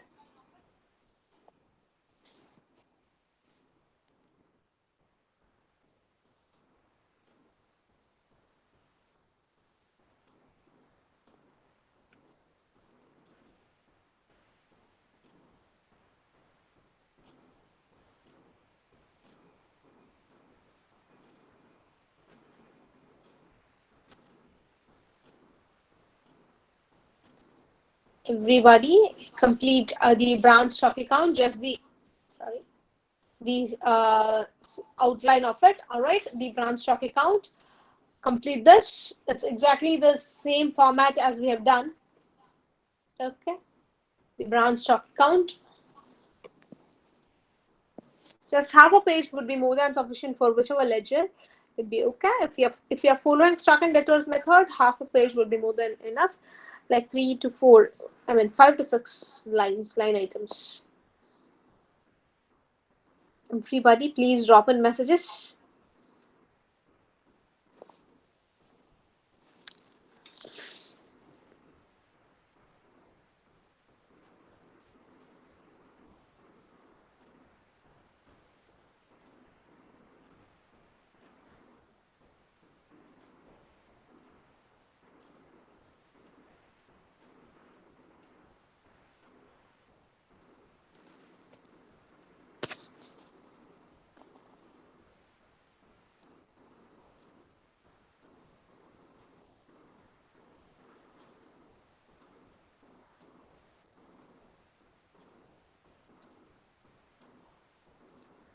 Okay, I guess almost everybody has done, but many more to respond. Students, please respond. Like, is this point done? Everybody, have you all done this? Okay, good. All right, now next, so the branch stock account is done. Now you are drawing the branch adjustment account. Everybody, the same format, just the heading of the table changes. That is the only change. Earlier it was branch stock. Now we are dealing with branch adjustment account. Everybody, kindly take this up.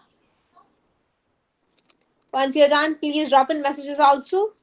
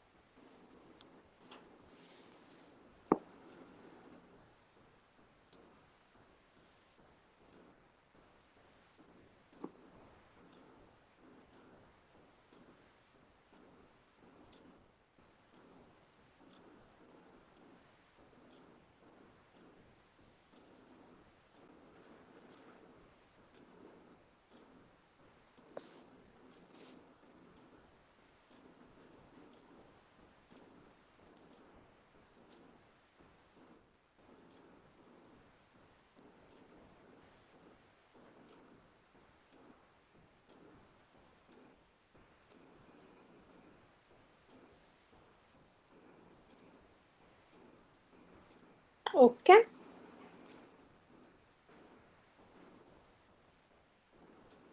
All right, so that is done. The branch stock adjustment account. Now the next one, which is goods sent to branch account. Everybody complete this.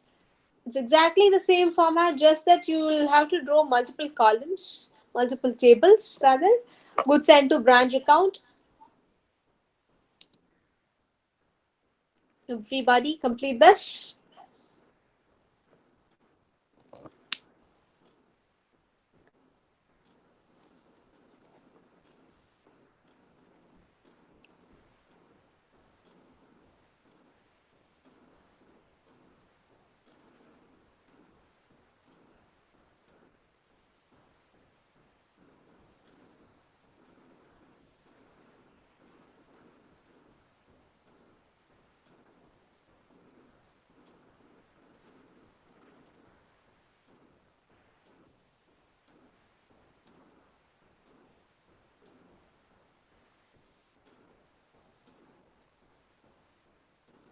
Okay, now over to the next ledger, which is branch debtors account. Everybody take this up also. We have the branch debtors account. Same format, just the table heading changes. Branch debtors.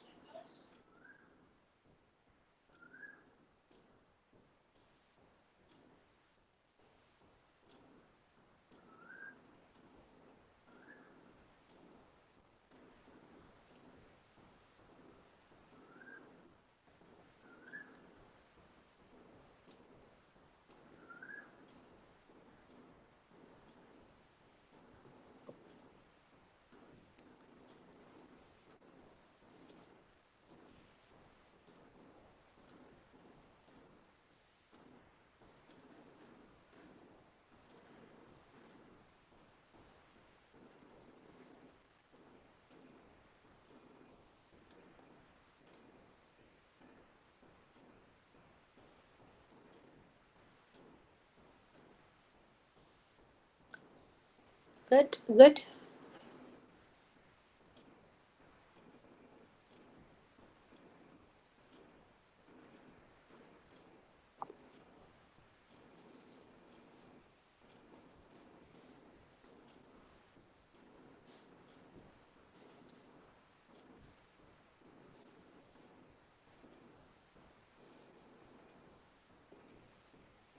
Okay.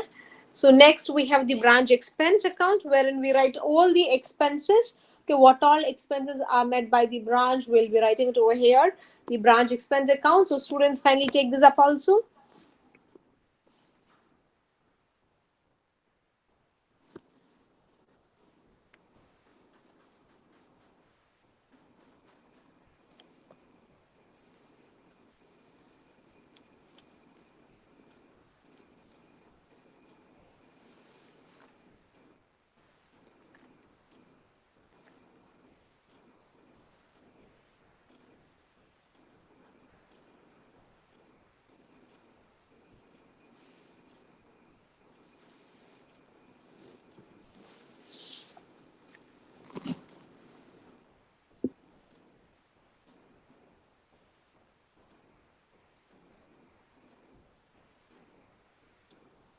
Okay, good.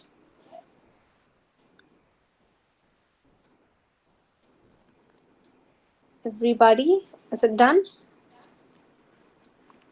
Make it fast, students. Okay, fine. Next one is the branch profit and loss account, and with that we'll be closing it. Okay, I mean the last ledger on the lot, branch profit and loss account for the year ended. Okay, so kindly complete this also, students. Just the answer outlines.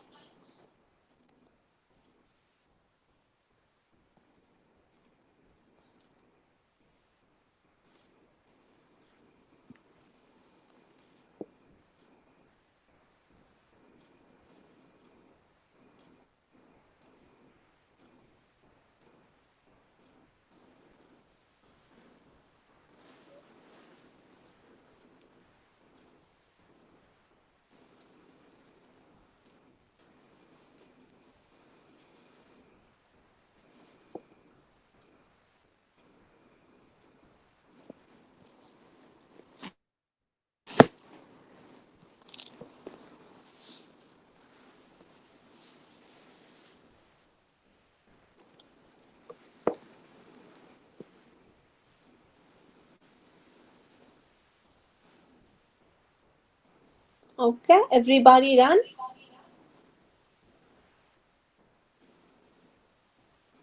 Good. Okay.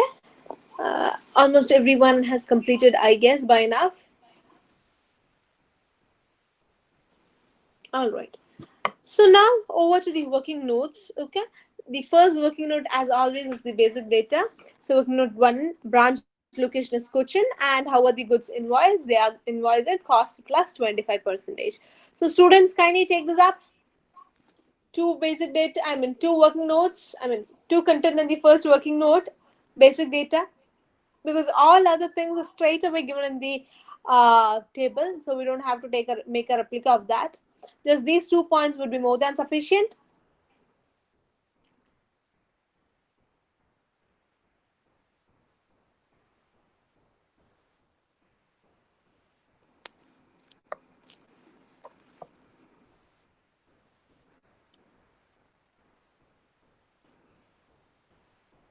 Good. Let everybody complete it.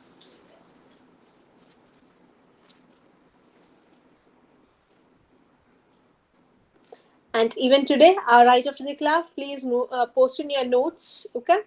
Without fail, please post in your notes to the group.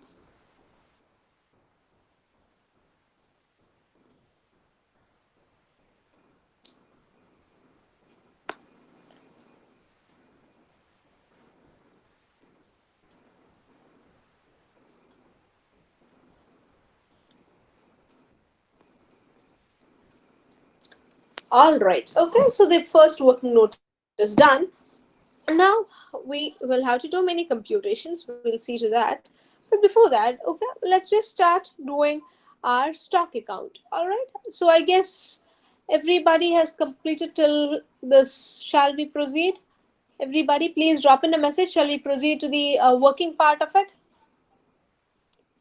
Everybody, please drop in a message as everyone completes. Shall we proceed to the next? Okay, fine. So here we have the stock account. Listen, almost majority of the data are straight away given in the question.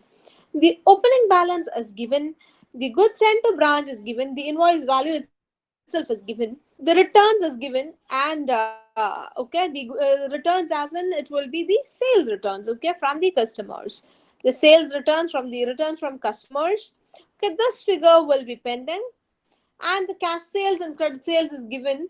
How much is the goods returned to head office is again given. Closing stock is also given. So as a result, you get the profit. And as we all know, this profit of 24,000 is above the normal selling price. Okay, so or rather normal invoice price. The amount of 24,000 is the profit that we get above the normal selling price, or rather the above the normal invoice price. All right, students. So all other figures, whether it be cash sales, credit sales, or closing, everything is very much given. So you just have to take the figures from the question, post it as such in the stock account, and you get the answer. All right, students. So now we have one more point to note. Listen, 8,000 and 12,000. What are the difference between these two? 8,000 is the return from customers, okay? Return from customers. This either you can write it in the debit side. There are two ways in which you can do it. Either you can write it in the debit side, or in the credit side you reduce it from the sales. Either way possible, okay? Either you reduce it from the customers, I mean from the either you show it in the debit side, or you show it in the credit side as a reduction from the returns, I mean the sales. And this 12,000 is the amount that we have returned to head office. Okay, returns to head office. Turn to head office. This either you can write it in the credit side as we have done it over here, or in the debit side. From this goods sent to branch account you can reduce it. Either way possible. All right, so you can either show it in the credit side, or you can reduce it from the goods sent to branch. All right, so sales returns as or rather the returns to customers, it can either be reduced from the sales returns or shown in the debit side.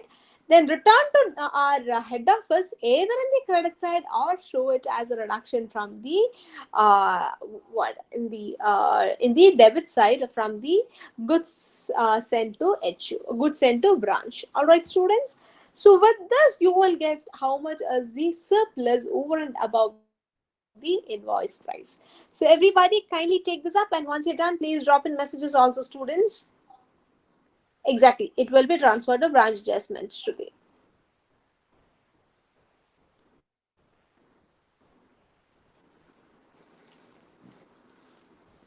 Everybody kindly complete this.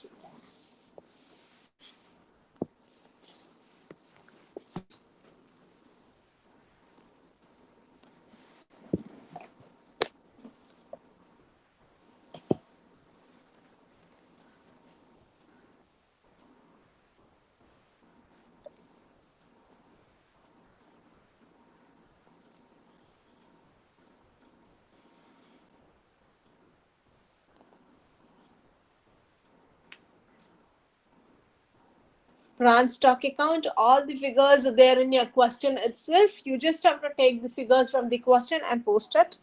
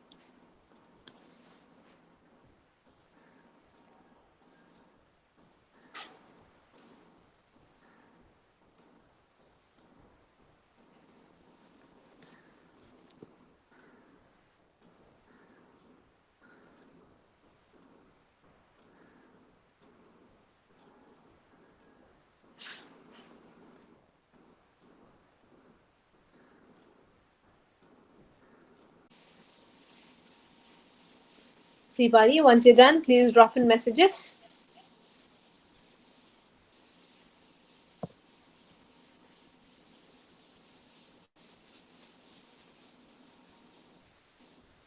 I want a response from everyone.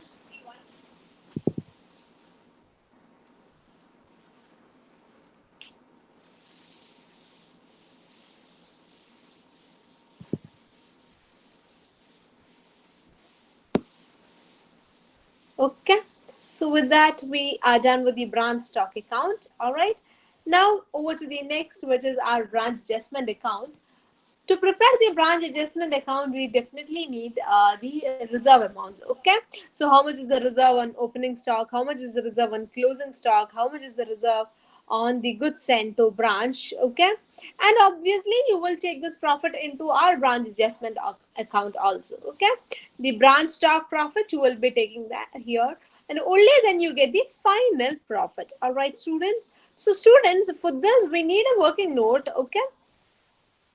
This is the working note. Listen, the invoice value of opening stock is given. So to that, you just have to multiply it as 25 by 125. You get the stock reserve on opening stock. Similarly, the invoice value of closing stock is given. You just have to multiply the rates. You get the profit. And then the invoice value of goods transferred from head office is 6 lakh. There are certain returns also. Okay, 6 lakh is the goods that we have transferred.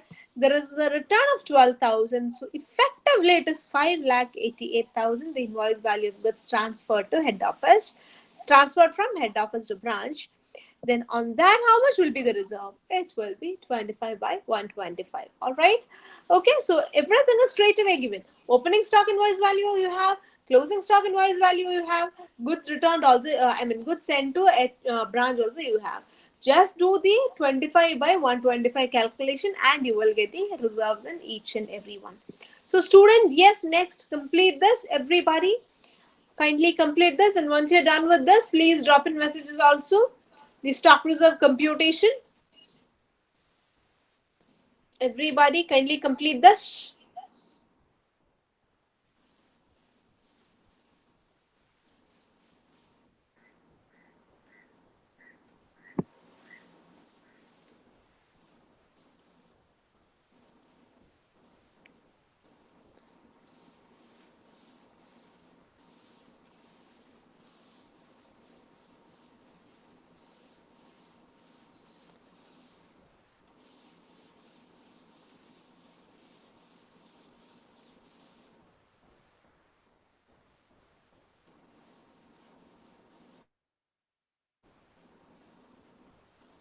The stock reserve computation. Everybody complete it.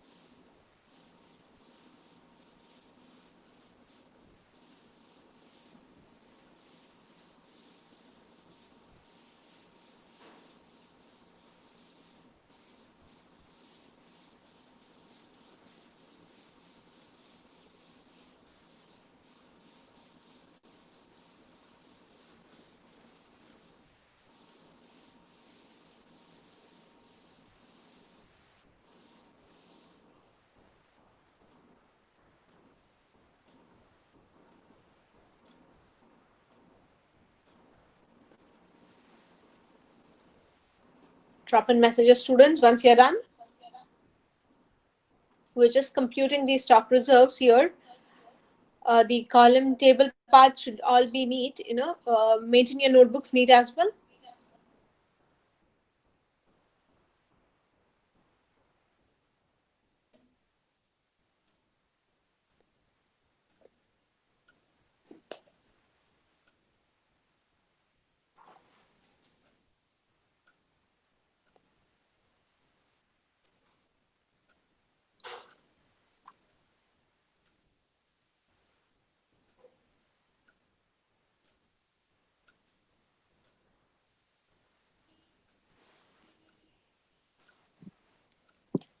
Good.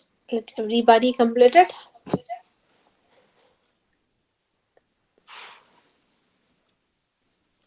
Everyone, once you're done, please drop in messages. There's only 3 students have sent a message.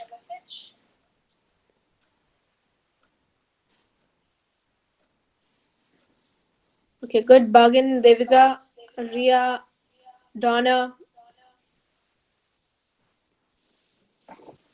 Lakshmi,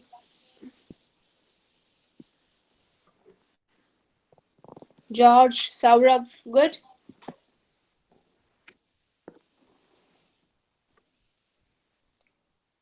Alina, Madhura, good. Everybody done?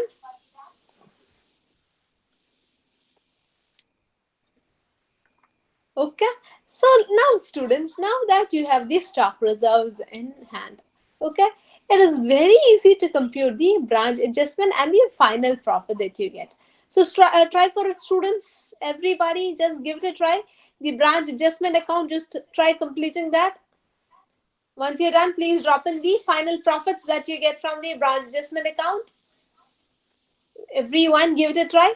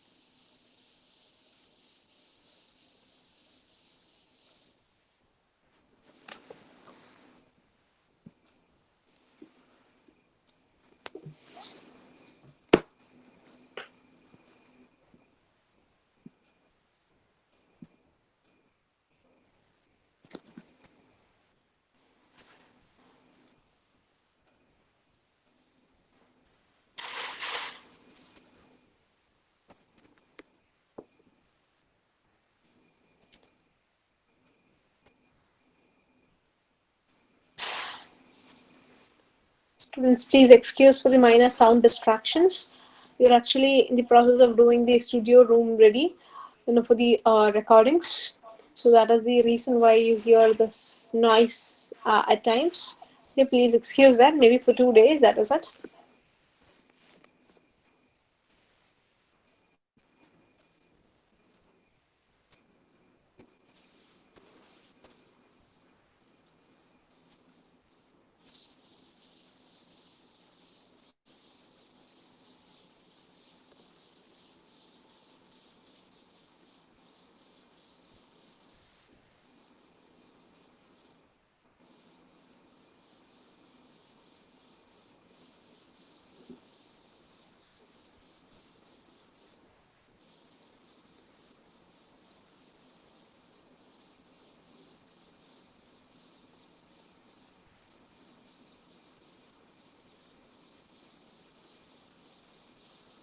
We'll see for the profits.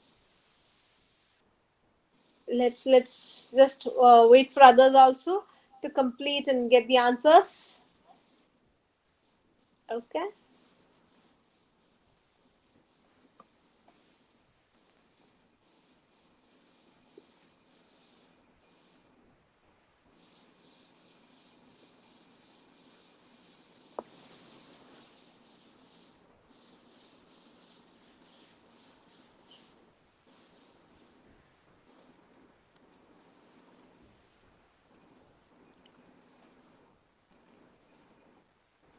Okay, Devika, let's see.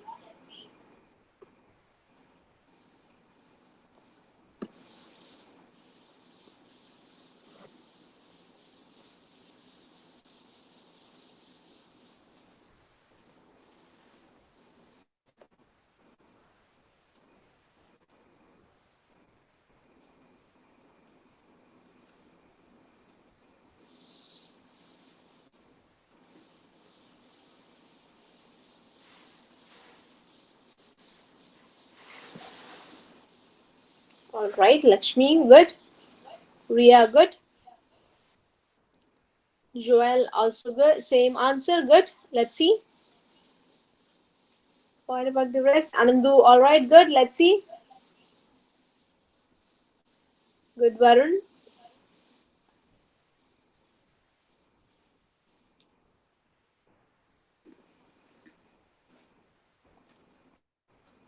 Good, Bhagan, Donna,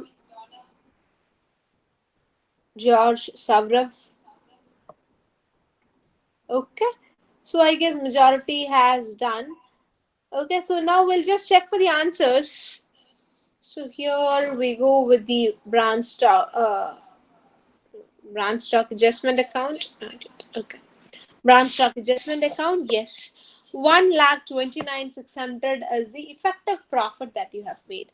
So listen, students, the point to note is 1,29,600 is the total profit that you get, of which 24,000 is the profit above the invoice price. Okay. Above invoice price, you get the profit as 24,000. And after that, it is like 1,05,600 is the normal or normal profit.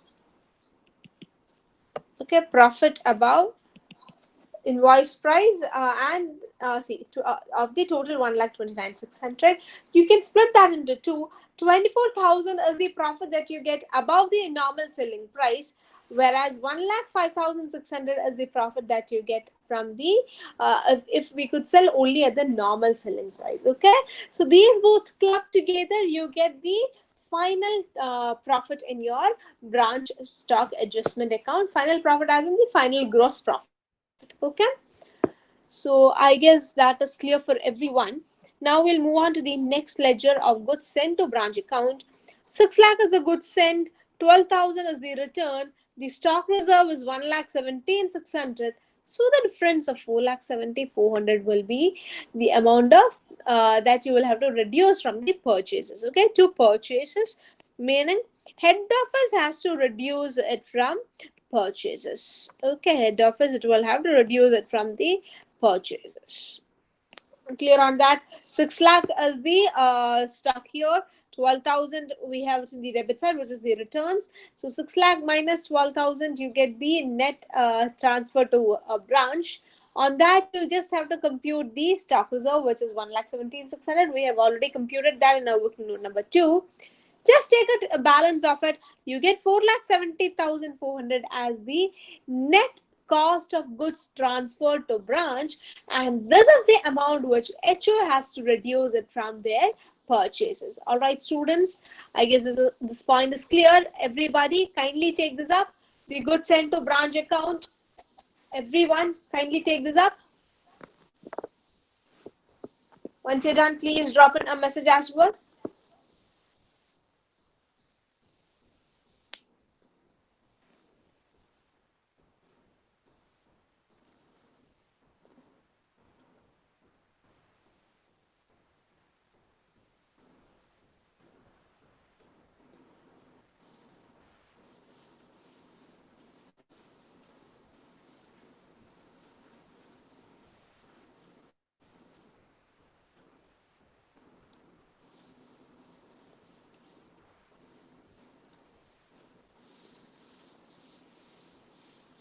Good.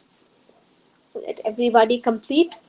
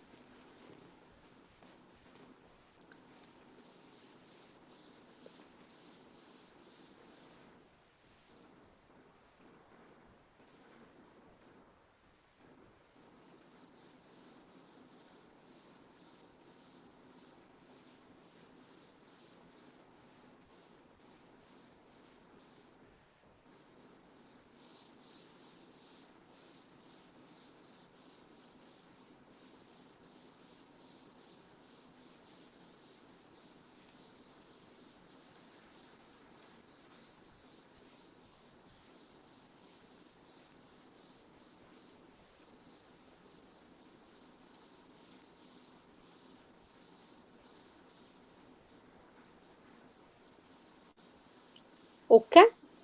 So I guess majority has done this. Now over to the next one, which is our branch debtors account. Listen, opening is given. We have the total credit sales for the year. Then the amount received from debtors is also given to you. The discount, bad debts, and the returns, customers' returns is given. As a result, you get your closing stock, right? Opening is there, credit sales is there, cash collected from debtors is there, and the different other expenses are also there. The sales returns are also there. So as a result, you get the total closing debtors. Okay. So everybody, kindly take this up. The closing debtors, the branch debtors. Everyone, take this up. Once you're done, please drop in messages as well.